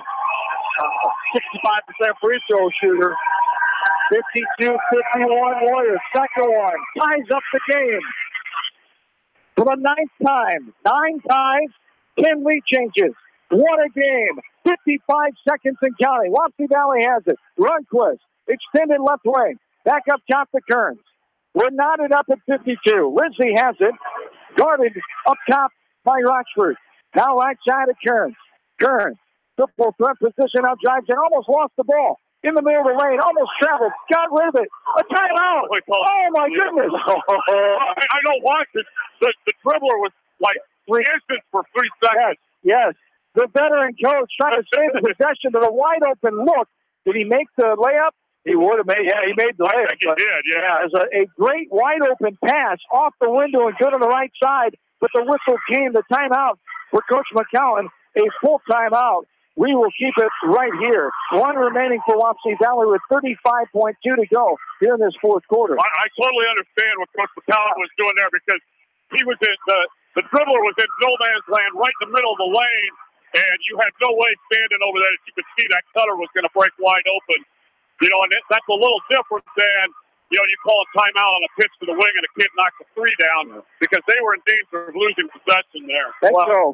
Well, plus now you sit there right now. We're maybe going for one shot. There's only 35 seconds left. They got the great ball handlers, run the clock out.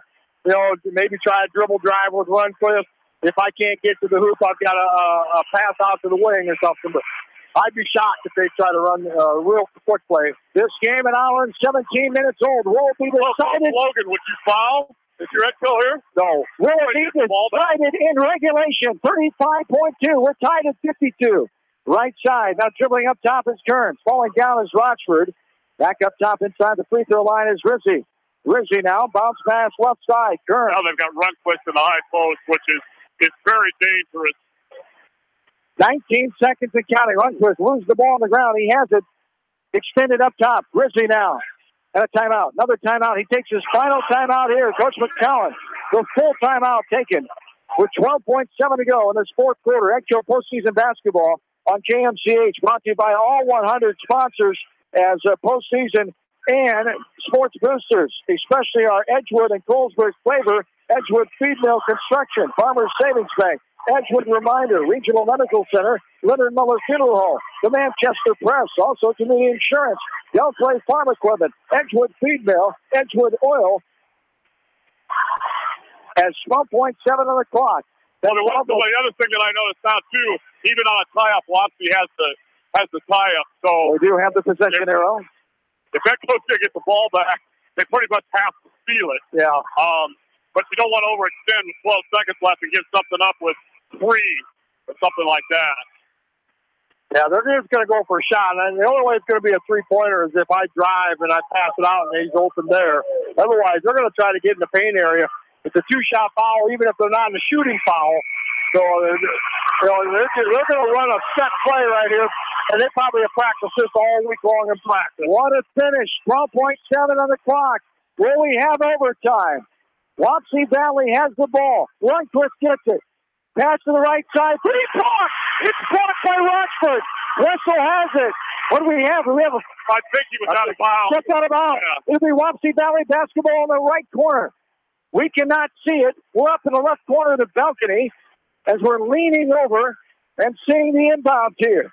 The 6.9 on the clock. Here is baseline inbound. Now back out. Rizzi for the jumper. No good. High out the window. Rizzi for the desperation. No good. Off the mark, and Edco survives. And we go to overtime. 52 all. We go to overtime.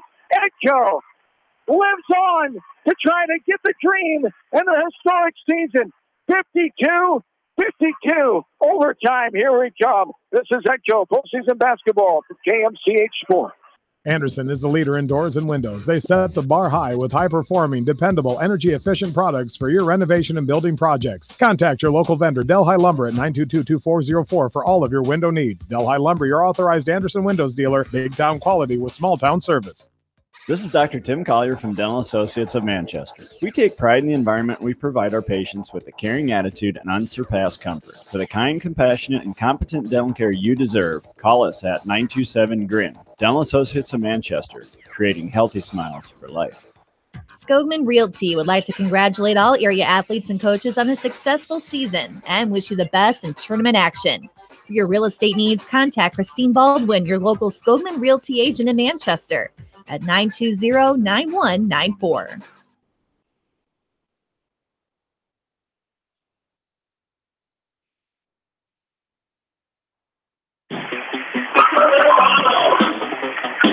Back into O-line. Overtime. Fresh 4 minutes put on the clock. We'll jump it up again. Wessel against O'Donnell at center court. Wessel hits it. It pinballs around.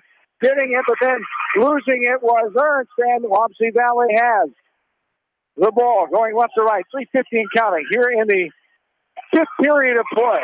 And just taken away by Rochford. He just snared it away from Rundquist. Here's a three. Good! Got it to go. Parker Rochford. He fell down, and now he takes the steal. Off the window. That's good. Has it out front. Wapsie Valley. No, Edco has the ball. Now it's in the hands of Lizzie. Back and forth. Scrum City. As Rochford made that three to give the lead change. Number 11. Now the ball's on the floor. Should be traveling. Yep. Oh, yes. You betcha. Rolled over before the timeout came. Good call. Coach Wright. 55-52. 3:16 to go. Coach Olin wants a timeout. Yep. Timeout coming here. As Coach Olin will now have 2 remaining as he takes the third full timeout. He gets a full timeout because of the overtime. Wapsie Valley has 1 remaining with that full timeout granted in the 5th period. So Edco should have 1 full and 1:30 remaining here with a 3-point lead. 3:16 to go. How about the play of the freshman Parker Rochford? He's making everything happen. And I think he got fouled. Yeah. He got knocked down after the play. He definitely it wasn't called. Definitely got back up and looked at the official. But he's a good enough player that once in a while that leg can come out just a little bit. Yeah. Sometimes he tries to get the Oscar himself. Yeah. He got up and went and got that steal. He saw that that Rundquist's back was to him. He went on the side and knocked that ball away. Great play by the freshman here. Edco with a 3-point lead. Yeah, it's just a tremendous job. But there again, you're seeing that quickness. They're just taking advantage of that quickness. You know, Wapsie Valley, I doubt that they've seen probably a quicker guard court tandem against them all year long. Definitely seems like they haven't tonight. A lot of turnovers on the Wapsie Valley side. Great defense by Edco. Wapsie Valley has 26 turnovers so far. And the Vikings have the ball going right to left. 55-52. Rochford goes in. Dangerous pass. It's going to almost be lost out of bounds, but getting in his turns, and Wapsie Valley will have it.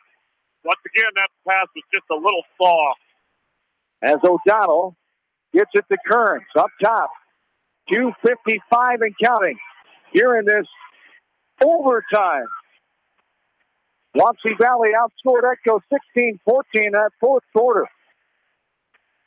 As Edco had the 2-point lead heading in to the 4th quarter, there's a pushing foul called through the screen as Ernst a little too handsy on the left wing. He'll pick up his 3rd. And it'll be double bonus shooting here for Kobe Rizzi. Once again, head coach got to be real careful on this play. On the bigs for Wapsie that are on the line cross every time, and you've got to get into them. Otherwise, you could give up the potential of an offensive rebound off a free throw miss. Which they did the last time. Yeah. Back to a 2-point lead, 55-53. Second one up, and that's good as well. A 1-point game. 55-54 Edco. As coming back in is Ethan Stryker. He joins Rochford, Himes, Wessel, and Rochford in the lineup for Edco. Going the length of the floor, right to left. 2:40 to go in the first overtime. 55-54. Rochford back to Rochford. On the timeline, Parker has it, the freshman. Parker going into contact, trying to get the foul there. Almost got himself an offensive foul, nothing called. As up top is Preston Rochford. Left side, Parker for a three. No good. Too hard at the back of the rim, but getting it is Calvin Himes. Great rebound there. Tracking that one down all the way to the free throw line. And the Vikings have it up by 1, 2:15 and counting in the overtime. Up top is Stryker surveying. Now Himes inside the top of the key. Bounce pass right side. Rochford inside right block. Contact offensive foul. Just lower the left shoulder a tad, and he'll get that call every time as the defender played it perfectly. He sold it, and we go back the other way. Yeah, if he hadn't tipped his shoulder, I think they'd have just called a flop, but he did. He leaned with his left shoulder. Yep. 55-54, 2:06 to go. Here in overtime basketball, our first overtime game in a while here from KMC Sports, definitely in this postseason. And a thriller it is here tonight in Old-Wide with big stakes on the line. The sub-state final appearance awaiting the winner. This one's knocked away in front, Chris Stripes. Here's Ernst now. He'll slow it up. He'll take it all the way out top of the key, gets to the Parker Rochford. 1:40 and counting, a 1-point lead. Rochford goes in, contact, put it up and good. What an acrobatic, miraculous shot. As he was bumped in the air, he turned sideways, put it up. It went off the glass and down. 5 points for Rochford here in this overtime session. 3-point lead. Right side trying to tie it up, no good. Was O'Donnell off the back of the rim. The rebound by Stryker. He tries to get rid of it. Oh, behind the back. Fancy pass there by Ernst. Russell is fouled. A foul comes. Is it Russell or Rochford? No, Rochford was fouled. As the foul comes on Cameron O'Donnell, his second. For Preston Rochford back on the line, who is 1 for 5, I believe, here in the second half shooting at the line. Yeah, these are going to be big free throws because right now you're one possession ahead. Time out. You get these, and you'll be 2 possessions ahead with 1:15 to go. Coach Ullman will take his final 30-second timeout. He'll have 1 full remaining. 1:15 to go here in this overtime period. 57-54 Edco. I had my head down. Who threw the behind-the-back pass? That was Ben Ernst. Ben Ernst? Yes, beautiful job by Ben Ernst. Wasn't that nifty? Yeah, well, except that Coach Olin has less hair now than when the game started because of that. But yeah, I mean, and if they'd have been able to get it going, Edco had a run out. Yeah. I don't know who. Somebody was up here ahead of the field. That's why the foul came to save that. The Vikings lead by 3. So on the line will be Preston Rochford, the junior. Going to use the reverse jinx here. Edco's 4 out of 10 from the free throw line tonight, so time to step up and knock him down right here. 7 points on the night for Rochford. Double bonus. Up and good. There it is, Billy. Nice work. Has 1 more to come for Preston Rochford, a 4-point lead. 58-54. Second one. Oh. Dances around and in town. Don't ever give up. Shoot is on that. I thought it was too short. Is it bounced off the front of the rim? Here's Rundquist. He leaves it high. No good. That's knocked out of bounds by Ernst, who's running on the baseline, efforting for that ball. Will stay Wapsie Valley basketball. What an effort Edco's defense has done on Paul Rundquist Jr. Only 10 points tonight. Hasn't had anything in this fourth quarter. Here's a 3. No good. Too hard off the back of the rim. Oh, it hit the upright. They say it hit the out-of-bounds line. We go back to the out-of-bounds strap on top of the rim. Coach McCowan doesn't think so. He throws there's a water bottle in disgust and lets the near side official have it. I don't think it did either. You don't see anything shaking. I didn't see that. You would see it shaking. Unless it hit that metal We'll take it. Yeah. 5-point lead, 59-54. 1 minute to go. As Runquist fourth foul there, I think. Yep. Edco sitting pretty right now. Fourth foul on Runquist. Exactly 1 minute. 5-point lead, Edco, and Ben Ernst is on the line. He is 2 for 2 tonight from the free throw line, with one coming here. Good. Got the front of the rim, off the back and down. One more for Ernst. He's 3 for 3 on the night. He had 10 points at halftime. Makes this one, it's a 3-possession game. 15 now. 60-54. Second one. Good. 61-54. A minute to go. The Vikings, Safel, can smell it across the way. And there's a blocking foul called left wing by Ben Ernst. Not what you want to do. Stop the clock and give him a chance to get to the line, as Wapsie is on the line now. He's had a really good night at the line. He has. As he's made his last couple, 6 out of 8. First one up and good. One more to come. 61-55. 6-point lead. Second one for Rizzi. Up and no good. Too hard up the back of the rim. Rebounded by the Vikings. Up ahead. Striker. He's going to be fouled hard. Yes, he is. That's his 5th foul. And coming down hard on his right elbow and his tailbone there is Ethan Striker. He pops right back up and goes to the line. The 5th foul on Paul Runquist Jr. as he is a junior grade-wise as well. So he will have another game if next year, if this is the last one for Wapsie Valley this season, as Runquist Jr. Disappointing effort for him tonight. Great effort by the Vikings on him. The free throw up and good by Ethan Striker. He's 1 for 2 now. He'll have one more. Yeah, more importantly, here in the overtime, wait till he shoots it here. They're not 6 for 6. How about in the overtime? Great execution at the free throw line. Getting it done for the Vikings. Trying to get themselves their first ever sub-state contest in boys basketball history at Edco. 63-55. 35 seconds to count. It's poked away and a foul from behind. Sorry about that. On Preston Rochford. That's not where you want to leave that foul. So right there with an 8-point lead, you let them go ahead and have the bucket if you want to. Just keep the clock running. That's right. Because I believe Wapsie Valley only has 1 timeout left, right? Yeah, correct. Up and good for Rizzi. He'll have one more. 63-56. Still a 7-point lead. Only 35.8 seconds to go. Up, and that's good as well for Kobe Rizzi. He's had himself a nice night. And now here's a foul called. Wessel down on the other end. 31.8. 63-57. The 6-point lead. Wessel trying to add to it here. As Wessel, first time on the free throw line tonight, 8 points. As some of the Dunkerton Raiders making their way out of the balcony here after watching this one and seeing what team they will play, most likely tomorrow night in Independence. This one is good as well. 2 free throws, 65-57. Edco with the 8-point lead. 25 seconds away from history, and it's knocked out of bounds. Edco will have it going right to left.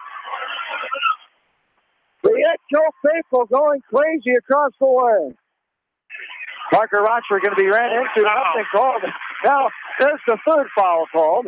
Well, good news about that. Another couple seconds came up because Parker didn't lose the ball. Run that clock down as Jake Kuhlman commits his first foul. Parker Rochford will be on the line as the Jessup Jayhawk coaching staff making their way out of the balcony here tonight. Parker Rochford sinking this one. The North Lynn coaching staff is listening back in the Walker and Coggin Troy Mills area tonight. Best of luck to them tomorrow night. Coach Griff and the Helmers. There's the second free throw. Up and good for Parker Rochford.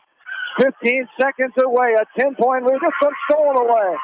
Rochford, he's going to be reached in upon. He'll go to the line as the foul comes on Cameron O'Donnell. And now The Edco faithful applauding the effort of their team in overtime. 10.7 on the clock, a 10-point lead. 10-point lead, and they're 10 for 10 from the free throw line. At 11 for 11. Preston Rochford with one more after making that one. What a scene here tonight from Old Edco with the second one. Good. 12-point lead. The Wapsie Valley faithful to our right. Stunned here tonight. There's a left wing three. Bounces high. No good. Rebounded. That's going to do it. And there it is. History making win in overtime. Sub-state final.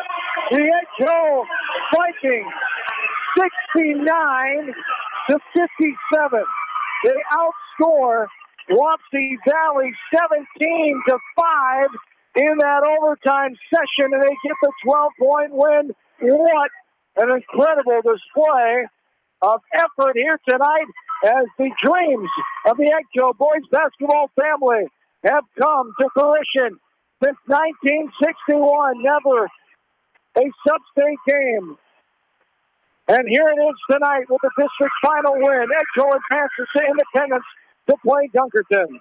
Yeah, all season long, Edco has been able to go on great runs. They had several runs tonight where 4 or 5, 3 or 4 baskets in a row, maybe a 6-0, 8-2 run. But during the overtime, and it was from the free throw, what they end up, Bill? 12 for 12 in the overtime. And it goes back to the initial possession in overtime with Parker Rochford knocking that 3 down. When you play from ahead in overtime, it's just so hard on your opponent. Confidence. From a confidence standpoint, if you don't match that 3 right away, you always have the ball behind, and it loosens up the other team. And that was such a huge shot by Parker to start the overtime. And I think he went 5 in a row to start. Yeah. Started to get to the 5-point lead. Yes, he did. Parker Rochford, the freshman, helping to lead the way here tonight for Edco. Our postgame starts next. The 12-point win, first sub-state appearance ever in Edco boys basketball history. We're back to start our postgame next here from KMCH Sports. Jay's Auto Supercenter in Manchester has quality pre-owned vehicles, great financing options, a full-service department, body shop, and detail department. See their full line of vehicles online at jsautosales.net. That's Jay's Auto. Customer satisfaction is their #1 priority. Jay's Auto! Hi, this is Jamie Vasky at Don & Walt LLC, your independent Lennox dealer in Manchester, encouraging you to plan ahead. Have us check your heating or air conditioning unit before you need it. For residential or commercial plumbing and heating needs and top quality Lennox furnaces and heating units, see Don & Walt LLC on East Main Street in Manchester, or give us a call at 927-2232. For all of your auto, home, health, and life insurance needs, it's American Family Insurance Tad Mormon Agency on East Main in Manchester. Best of luck to all the area athletes and coaching staff from American Family Insurance Tad Mormon Agency in Manchester. Your dream is out there. Go get it. They'll protect it. Family fun and great food await you at Lightning Lanes Family Center and Captain and Tennille's Sports Bar. Come out for a fun night of bowling or watch the big game on their 10-foot HD big screen. And of course, great food and your favorite beverages. Lightning Lanes Family Center and Captain and Tennille's Sports Bar on East Main in Manchester. Hey area athletes and coaches, my name is Brooke. I am cheering you on this sports season. Krugman Construction would like to congratulate all area athletes and coaches on a successful season and wish them continued success in tournament action. For all your building needs, call Krugman Construction in Manchester. Farmers Savings Bank proudly supports all area athletes and their coaching staff. For all your banking needs, visit them in Colesburg, Elkport Garber, Strawberry Point, Arlington, and Aurora, or online at farmersavingsbank.com. Member FDIC. Viafield is your headquarters for all your seed, chemical, and fertilizer needs. They have professional service and quality products needed to bring the best crop to market. Viafield, providing growth opportunity for 18 locations across northern Iowa and southern Minnesota. Animal Health Clinic wishes all area athletes in tournament action the best of luck. Dr. Virgil Borick with the Animal Health Clinic in Dyersville has been serving the area since 1982, tending to the health needs of animals large and small. Animal Health Clinic, 1657 15th Avenue Southeast in Dyersville, open Monday through Friday, 7:30 until 5, Saturday, 7:30 until noon, or call them at 563-875-6083 to schedule an appointment. The Eastern Iowa Shopping News and the Dyersville Commercial recognize the hard work and dedication of all area athletes. Check out the weekly sports section in the commercial for scores and information. The Eastern Iowa Shopping News and Dyersville Commercial, supporting your communities. Edgewood Feed Mill wishes all the area athletes good luck in tournament play. Edgewood Feed Mill, where improved nutrition and modern technology produce healthier food for healthier living. Edgewood Feed Mill, your full feed and grain service and U.S. feed dealer in Edgewood. For fan food, not fast food, visit your after-the-game headquarters, Manchester Dairy Queen. It's quick, it's easy, your family will love it. Manchester Dairy Queen. Your family. It's no secret that people come to Fairway in Manchester for their famous meats, but as you dash back to the counter to pick up your USDA choice ribeyes, don't be surprised if you find yourself lingering among the delicious fruits and vegetables in the produce department. Shop Fairway in Manchester for low prices and all your grocery needs. DNS Portables would like to wish all area athletes, teams, and coaches the best of luck in tournament play. They appreciate all the hard work and dedication put forth in the gym and the classroom. Good luck from DNS Portables in Dundee. Head to Fireside Pub and Steakhouse before or after the game or anytime, featuring steaks, seafood, pasta, sandwiches, and even fresh-made pizza. They say it's the best around. Visit them on the web at firesidemanchester.com for a full menu and special offers. Best of luck to all our area athletes, teams, and coaches from your tax professionals at H&R Block in Manchester. Nobody gets more of your money back than Block. Visit them today to get your maximum refund. Guaranteed. Based on maximum refund guarantee, not everyone gets a refund. For details, visit H&R Block at 1208 West Main Street in Manchester.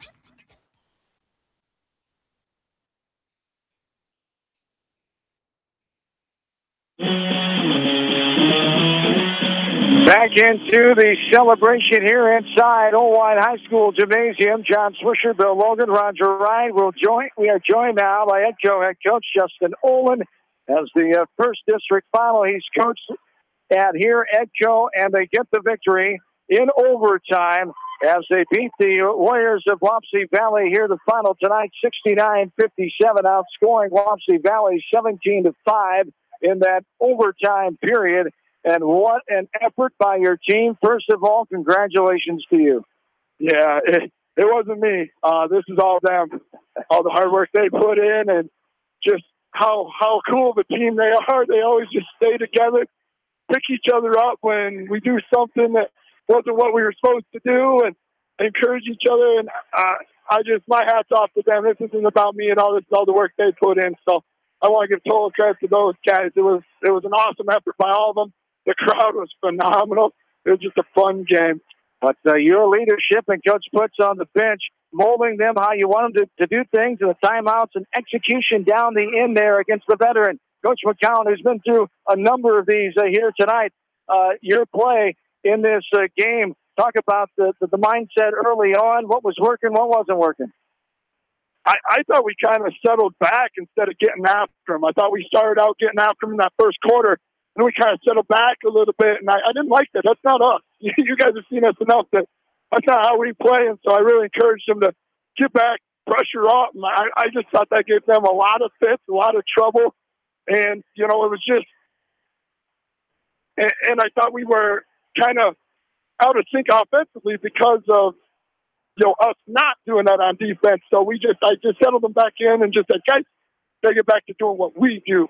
Pressure defense, getting our hands on things, and let's go get a few. We missed a few layups there, which hopefully tomorrow night we cash those in a little bit, after this game. But, it was just more just getting back to being us, just playing hard on the defensive end and being patient and pushing it when we could on offense. And you guys did a great job executing down the stretch there. Well, I tell you, two things jump off here, like clear out over the balcony here. I've got them for 29 turnovers. Roger said 18 of those were steals. That's that defense that you were talking about. But you guys were only 4 for 10 first 4 quarters from the free throw line, none in the first half. 12 for 12 in the overtime. So when it got crunch time, when you should be nervous and maybe thinking about short arming or throwing it too hard, and they went up there and 5 different guys went up and made free throws. It didn't make any difference who they put up there. They made free throws. These guys, when we went to overtime, we just said, hey, this is our time. This is what we've conditioned for. This is how we play. they don't have enough juice left. You know, I didn't think to stay with us if we went, and Rochford hit that three right out of the gate, just set that tone. And then once that hit, we just clicked in, and I just saw the focus change. And these guys, they just knew what they had to do, and they just took care of it. And they latched in, they focused in. The seniors did a great job. Our young guys, I mean, like I said, I don't have freshmen, sophomores, juniors, seniors. I got basketball players, and that's what they did tonight. They played basketball, Echo Viking style. So it was pretty cool. You talked about the scrappiness and the aggressiveness of your team, especially in that second half. It really caused havoc on Wapsie Valley as they had over 25 turnovers here tonight. What a great effort by your defense as much as the offense came tonight. Yeah, I mean, and that's what, you know, I used to be a very offensive-minded coach. That's still there, but I kind of, after getting my butt kicked for so many years, figured we better focus on that defensive end a little bit better. And these guys have really embraced it, and they've just totally bought into how we play, what we do. They just know what each other's doing, and it's just so fun to watch them play and how they just do it together. And I mean, that's what's going to win us games, and we know that, and that's why we thrive on that. And these guys just did a great job of understanding, following the game plan, doing what we needed to do. Yeah, you know, I thought, you know, from a defensive standpoint, what Rundquist ended up with, 10 or 12? Only 10, yeah. 10 points. That's half his average. I thought you guys did a great job of containing him in the middle. And I only remember he got one of his lean-in and ones on you one time. But other than that, you forced him to give it up. They did hit some threes in the corner, deep in the corner. But, you know, in that second half, you locked down on him. And that took him out of the rhythm, and you forced him to foul. I don't know, you know, I know going into the game that you focused a whole lot on him, and kind of talk about that a little bit, I guess. Yeah, I mean, he's definitely their heartbeat. If he gets going, they're a freight train to try to stop them, and that was just our main goal. We always had somebody hawking him, you know, just always knowing where he was at the whole time. We gave up a couple of shots because of it, but I mean, when you're going to give up something, it was just a matter of what we wanted to gamble with and go. And we felt taking that guy away was the most important thing. And, you know, the one that we did give up, the kid got his butt chewed on that one.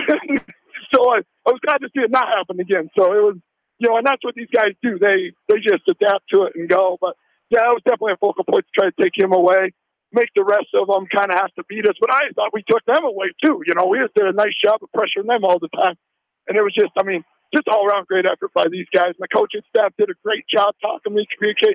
Once my voice went, they had to communicate out on the floor for me. And but, I mean, it was just a great all-around echo effort, including the fans, everybody. 69-57 in overtime tonight. Talk about the feelings, the emotions of the struggles of this program. We talked about the other night. Last year was your first good win mark of 15-7. You went through the 0-22, the 1-21, the 3-20. That's all history now. You have 20 wins here in the history of the program, 3 over the best record coming back from 64-65 season. What's this mean to the Edco basketball family right now? It's just, you know, like I always tell my kids that graduate, I said, unfortunately, you got to start the journey, but your journey doesn't ever end with us. You are a piece of it. You're a part of it. So I expect whenever you can, you come back and watch with pride with what you've built and helped to attain and keep supporting these guys, because eventually we were going to get there. Took a decade, but, you know, I mean, good things don't come fast. So it was just the foundation. These guys embracing what we've preached and what we've worked on. And I mean, it's just the kids putting in the time to work and just that effort and understanding that it's going to take that to be successful. And, you know, 20 wins, that's great, but we need a couple more. You know, it's 0-0 again tomorrow night, and we got to focus in there. Once the season's over, we'll look back on all these great things and, you know, we'll celebrate that then, but we still got business. Tomorrow night, the sub-state final in Independence. Dunkerton is your opponent. A good member of their roster was here tonight in the balcony as they walked out. We were up by 10 late in this overtime as the Raiders are the opponent tomorrow night. Yeah, they're a nice team. They're running gun. There's going to be another track meet with the basketball tomorrow night. You know, we'll have to Coach and I will get together once we get back, and we'll have to do a little prep work. We've done some just in case. I didn't want to look ahead, but because we got kind of you have to with a quick turnaround. You got it with that quick turnaround, especially when you go tomorrow. You know. Yes. So I mean, we understand what they are. I mean, they're going to be a lot similar to this. A lot of shooters. You know, their posts. They're more of a perimeter type team, and I I think our big guys can really step up in that big game. We just got to not turn it over to them. And we got to contest all the outside shots, and we just got to play our type of basketball. So, I mean, there's not a whole lot to really plan for. Just kind of know who their top guys are and kind of just develop a plan and come after them and see what we got. Go out and play, right? And congratulations to you again. Best of luck tomorrow night. We are happy for you. Go get them. Hey, thanks, guys. Appreciate you coming. Great job, everybody out there. Echo. Thank you. Justin Olin, the head coach of the Echo boys basketball team, here tonight as the Vikings get the 12-point win in overtime over the Warriors of Wapsie Valley, ending their season at 17-8 as the Vikings improve on at 20-4. We'll take a timeout, come back, and start to wind it down here from Old High School. 69-57. Echo gets the win in overtime. This is Echo postseason basketball from KMCH Sports. Just like a great coach, State Farm agents like me, Julie Smith, can help you develop a game plan for your insurance needs. Whether it's car, home, life, health, or business insurance, I can dig into the playbook and help you find the affordable coverage you need. For all your insurance needs, call on a winning team. The Julie Smith State Farm Agency in Manchester. Stop by Dyersville Comics and Games, your local comic book and gaming store today. Gaming events go on daily, and there is a great selection of comics and games to choose from. It's definitely worth a stop. Dyersville Comic and Games, located on 2nd Avenue Southeast in Dyersville. Best of luck to all area athletes and coaches on a successful season. The victory is yours at Victory Ford. Hey, this is James Halverson, Service Manager at Victory Ford in Dyersville. Our service and parts team at Victory Ford is dedicated to keeping your car in tip-top shape. And our sales department makes buying a car easy and hassle-free. Stop out to Victory Ford in Dyersville or online at victoryfordonline.com. Good luck, athletes and coaches. Kramer Brothers Dairy Supply in Monticello appreciates all the hard work and dedication put forth in the classroom and in the gym. Best of luck to all area athletes in tournament play from your dairy experts. Kramer Brothers Dairy Supply in Monticello. Heiberger Insurance in Epworth and Heritage Mutual Insurance handle a variety of insurance products serving Dubuque and surrounding eastern Iowa counties. Working together with neighbors, helping neighbors remains their focus. You can rely on Heiberger Insurance of Epworth and Heritage Mutual for all of your property and liability insurance needs. Proud supporters of the Western Dubuque Bobcats.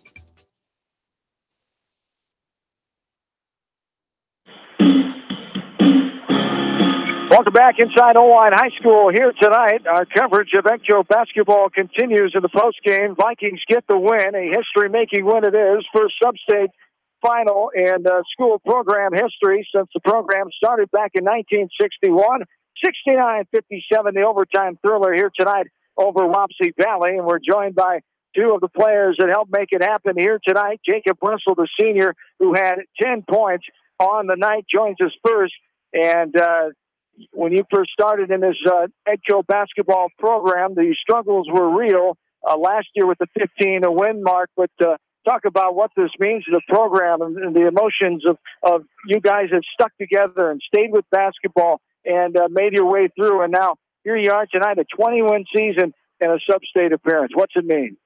It means a lot to me. I mean, we've been playing together for a long time. Like Parker Rochester, we started out when I was a fifth grader. Parker Rochester started playing with us then, too. We had all three Rochesters play with us. We started out really young, and we just kept working, playing for the guy next to us and trying to work as hard as we can to improve on our basketball. The biggest stage for you guys tonight in an atmosphere that nobody's seen quite like this, with the packed house, with a sub-state appearance on the line. What were the emotions going through that, and especially in that second half and towards the end of the overtime when things were really going your way?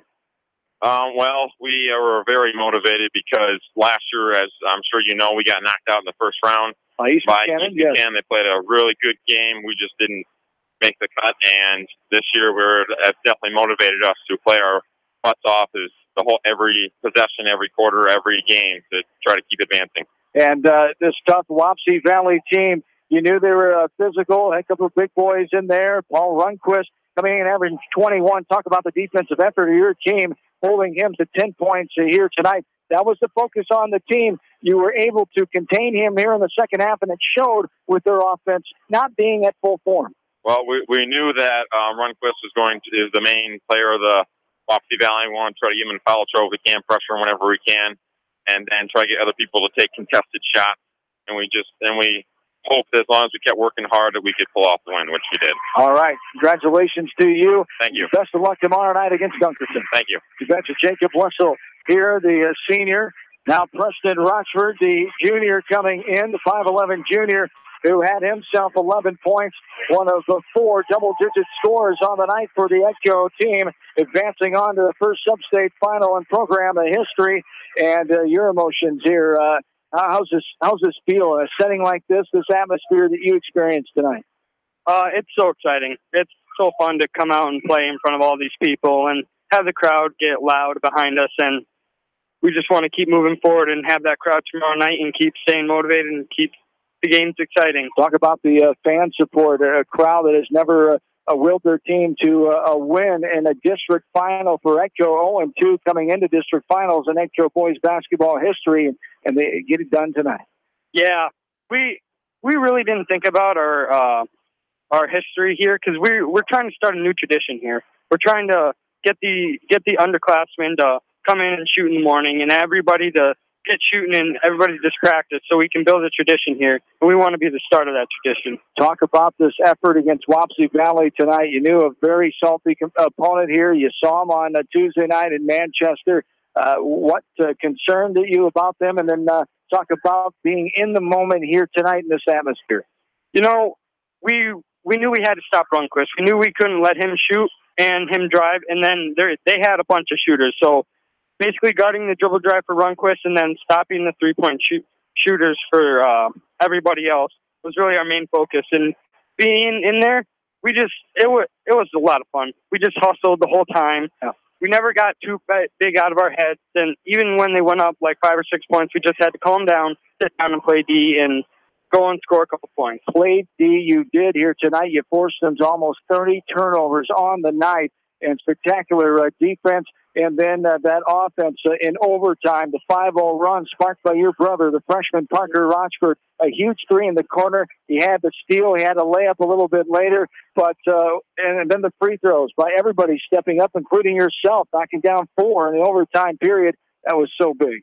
Yeah, Parker, he's an incredible shooter. So anytime he gets a shot, we know it has a chance of going in. And then when he got the steal and then he shot a wild layup and it went in, and so we knew things were going our way, and so we just had to ride on that. Absolutely. Congratulations again. Great luck tomorrow night against Dunkerton as you try to increase the making history here in the program. Congrats to you. Thank you. You betcha. As Preston Rochford here tonight, congratulations to the EDCO boys basketball family as they continue on, and they get the victory here tonight. 69-57, the win in overtime. One more quick break. Back to wrap it all up here from Oldwine after this.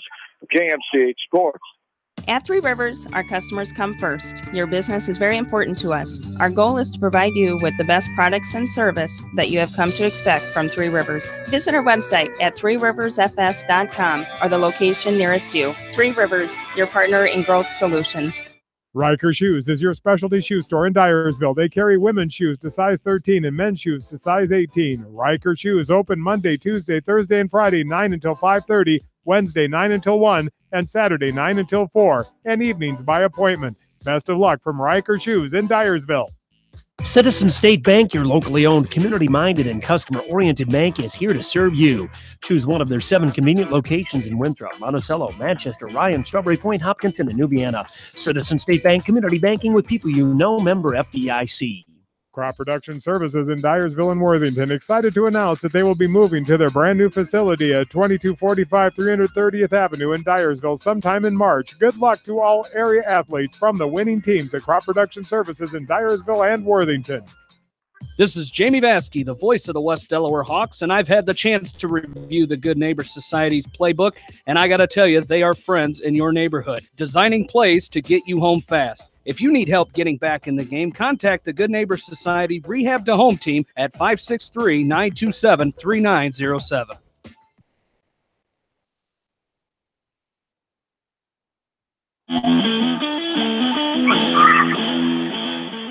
Back inside Oldwine High School Gymnasium. EDCO gets the overtime victory here tonight, 69-57. As this game started off, an Edco lead 13-11 at the first quarter. They outscored the Warriors 15-14 to take the 28-25 halftime lead. Wapsie Valley came back and outscored Edco 11-10, but the Vikings held on for a 2-point lead at the end of the third quarter, 38-36. The fourth quarter saw Wapsie Valley outscore the Vikings 16-14, but in that overtime session, Edco with a 17-5 run after they were able to hold Wapsie Valley at the buzzer. They had 35 seconds to go, and the last second shots, Edco's great defense stepped up, and then the offense came alive to outscore them 17-5 in the overtime period, sparked by 12 for 12 from the free throw line, a 5-0 run right off the bat by the freshman Parker Rochford, and it was Edco getting the victory here tonight, 69-57. Individual numbers, first for the victorious Vikings, who improved the record to 20-4. They were led by Parker Rochford and Ben Ernst with 15, 11 for Preston Rochford, 10 for Jacob Wessel, 7 for Ethan Stryker, 7 for Calvin Himes, and 4 for Spencer Stainer. 7 scores in the lineup for the Vikings, and they had 4 3-pointers for Wapsie Valley, who ends their season at 17-8, denied of a trip back to the state tournament where they were a year ago, as 14 points for Kirk Drew, who fouled out in the fourth quarter after making 2 baskets after not having any since the first half. He had 10 at halftime, 4 in the second half for 13 points for Carson Kearns, 10 for Paul Runquist Jr., the leading scorer, coming in averaging 21 on the night. The Vikings did a tremendous job clamping down on him. 12 points for Kobe Rizzi, 7 for Cameron O'Donnell, 1 for Kix Rosengarten. 8 threes on the night, 6 scores in the column for Wapsie Valley, but it wasn't enough as the Vikings get the 12-point win and their first ever sub-state appearance since Edco basketball came alive in 1961. Billy, some other thoughts and numbers here. You know, I just think it's so fantastic for the Edco community. I mean, I guess, you know, man, this gym was full. That side was full, the smaller side, so they had some Edco people over on this side because there was a lot of people here. And, you know, whether it's tomorrow night or whether they can get it changed to Monday night, there's probably going to be more because it's going to be a first-time ever sub-state. And, you know, people just show up for those kinds of things. It's history-making. This was history-making here tonight. You know, they won a regional final, you know, and you know, they have worked very hard over the last 10 years. You know, when these guys that are playing right now, they were 5, 6, 7 years old back when this whole thing started, and buy into that, and that's what they do. And they got little kids out here now. Geez, we could be that. You know, and that's what it takes, is to have some leaders there and to watch those little kids buy into that and figure out that we can do that too. So, you know, hats off to Coach Olin and his efforts over the years for what he's done, and the Edco community for buying into it. Yes, indeed. And Roger, you know the down times of this program, and the kids don't want to think about it. They're starting their own tradition, but it just goes to show of hard work and perseverance, especially by Coach Olin and Coach Putz, of staying with it. Some coaches, some programs, they would have said, well, let somebody else try. This isn't for us. But these guys stayed with it. They stayed grounded. They kept with the plan. And we talked about 0-22, 3-20, 1-21. And until you go through something like that as a coaching staff, you don't know what that does to you. And as people of doubting yourself, of if what you're doing is doing right, and players of getting them to play for you when the excitement isn't quite there when you're going through that. And now the fruition of 20 wins and the program coming up the last couple of years with the 15-win mark. This is what makes all that worth it. Yeah, you know, absolutely. And there's one thing that for anybody out there that doesn't know Justin, he is a glass half full guy from the get-go. I mean, he's positive. He sees the good in everything. And, you know, he was the kind of guy that could get through those, you know, those lean years and use it to build towards the future. And that's what they've done here. You know, and the kids that are out here playing now, they've played a lot of basketball. I mean, through the year, I mean, they went to the youth tournaments and did that, and that shows, and that makes a difference because when all's said and done, you know, one of the tough plays in that game was it Ernst that threw that behind the back pass, yes, and he was trapped behind the baseline or down on the baseline after a defensive stop and got that ball out of a mess when the game was tight. And and that's just knowing where your teammates are, and that comes from thousands upon thousands of reps and knowing where everybody's going to be. Yes, indeed. As the Vikings 69-57, they will advance on to play Dunkerton, most likely tomorrow night in Independence. As the AD here, as the mindset here, we did talk about one other 1A team called the state. Maybe both of them called the state and said, hey, we don't like this quick turnaround. Can we put it back to Monday night? What do you think the mindset will be here? Dunkerton played last night, so they won't be the ones fighting for it so much. Coach Olin and yourselves will probably have to call the state. If you choose to do so, what's the thinking here? Well, I don't know. I haven't really. It's one of those. I don't know if you call it superstition or whatever. We didn't broach that subject at all. And I don't know what he's feeling right now. You're coming out here going, hey. We're playing really well. Yes. We played 4 minutes of fantastic basketball. Let's just pick the ball up and go. Yeah. Do you want 2 days off? Yeah. To think about it. And yes. Yeah. And the one thing that, I'll confess, I've done this for quite a few years, and I told Jacob and Preston when they were up there, I said, you got to come back down so you can get back up. And that's the big, physically, they'll be fine. But they're kids, but you talk about crowds. Here's where the crowd can have an effect. Because when you walk in that gym and that thing is 2/3 full, when you come out 35 minutes before the game to warm up, when normally during the regular season they're all out getting their popcorn and taking their breaks and stuff like that. Mm-hmm. It's just basically, but then they're focused on your warm ups and everything. That just lifts there emotionally. And I think these guys are a bunch of tough-minded kids. So I think we're going to throw the ball up and play. The 4A, the increased environment, I should say, tomorrow night, little bigger gymnasium at Independence. That beautiful facility. It's been open 3 years now. They did it the right way. Former the EDCO alum, 2005 graduate Justin Putz, the AD. He'll roll out the black and gold carpet for EDCO faithful tomorrow night at Independence High School, as it will be an atmosphere to see tomorrow night as the larger court and things will be ready to go as they take on the Raiders of Dunkerton tomorrow night at 7 o'clock. As we check the scoreboard here, Class 4A finals, as we try to check the scoreboard. Technology director, please help me. You don't know how to do that? I had it up on there for you. Yeah, I had it there for you. As the Vikings get the win here tonight, 69-57, as they advance on to the first sub-state final in school program history. We'll have coverage right here from KMCH Sports. We'll also have the Beckman Cascade game on right here from KMCH Sports. Tomorrow night from Cedar Gymnasium in Manchester, Bill and Roger will take the trip to Independence for EDCO boys basketball. As the Class 4A finals tonight, Cedar Falls beats Waterloo East by 12, 62-50. It was Cedar Rapids Kennedy over Cedar Rapids Prairie, 53-52. Dubuque Hempstead with the win by 13 over Waterloo West, 63-50. A barn burner, Dubuque Senior beats Bettendorf in overtime, 65-61. Iowa City West, 66. Cedar Rapids Jefferson, Washington, I should say, 46. It was Linbar over Pleasant Valley, 55-47.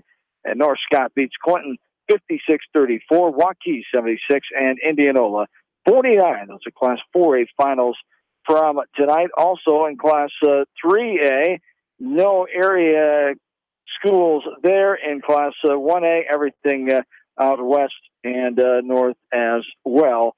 As the 69-57 overtime victory here tonight for EDCO, getting to a sub-state final for the first time in school program history with their win here in the first district final since 2001, where they fell to MFL Marmac, as Coach Dan Cassett was the coach at the time. The other previous one was back in 1988, 16-7 team under the direction of Don Zeeser, who's working for the Manchester Press now as the EDCO beat writer. He was here covering that one tonight. As the second best school program record, you have to go back to 1964, 65, 17-4. The 1977-78 squad had a great mark of 16-5 as well. But this one tops it all as 20-4 right now and counting as the Vikings get to the sub-state final for the first time ever. 69-57 overtime win tonight over Wapsie Valley, denying the Warriors of a chance at their 9th state tournament appearance since 1968. As the Vikings win by 12 in overtime. We'll have coverage tomorrow morning, talking to our area coaches and previewing our games coming up.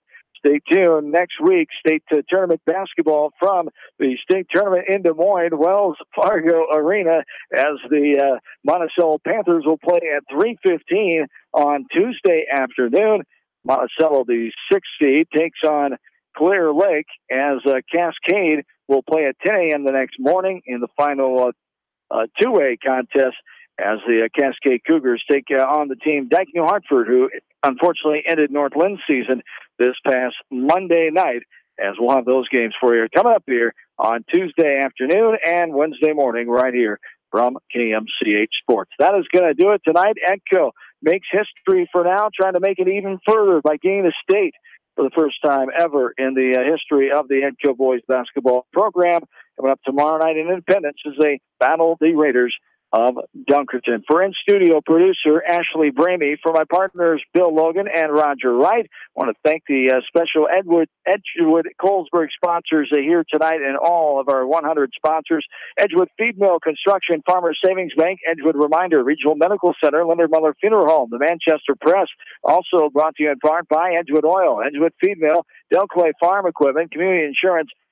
Those EDCO sponsors, we thank them for their great support. And congratulations to the EDCO boys basketball family. Coverage coming up here from KMCH Sports with Bill and Roger tomorrow night right here on Eastern Iowa's High School Sports play-by-play leader, Mix 94.7. This has been EDCO boys basketball. John Swisher saying have yourselves a great and safe night. So long, everybody, from Owine, Iowa.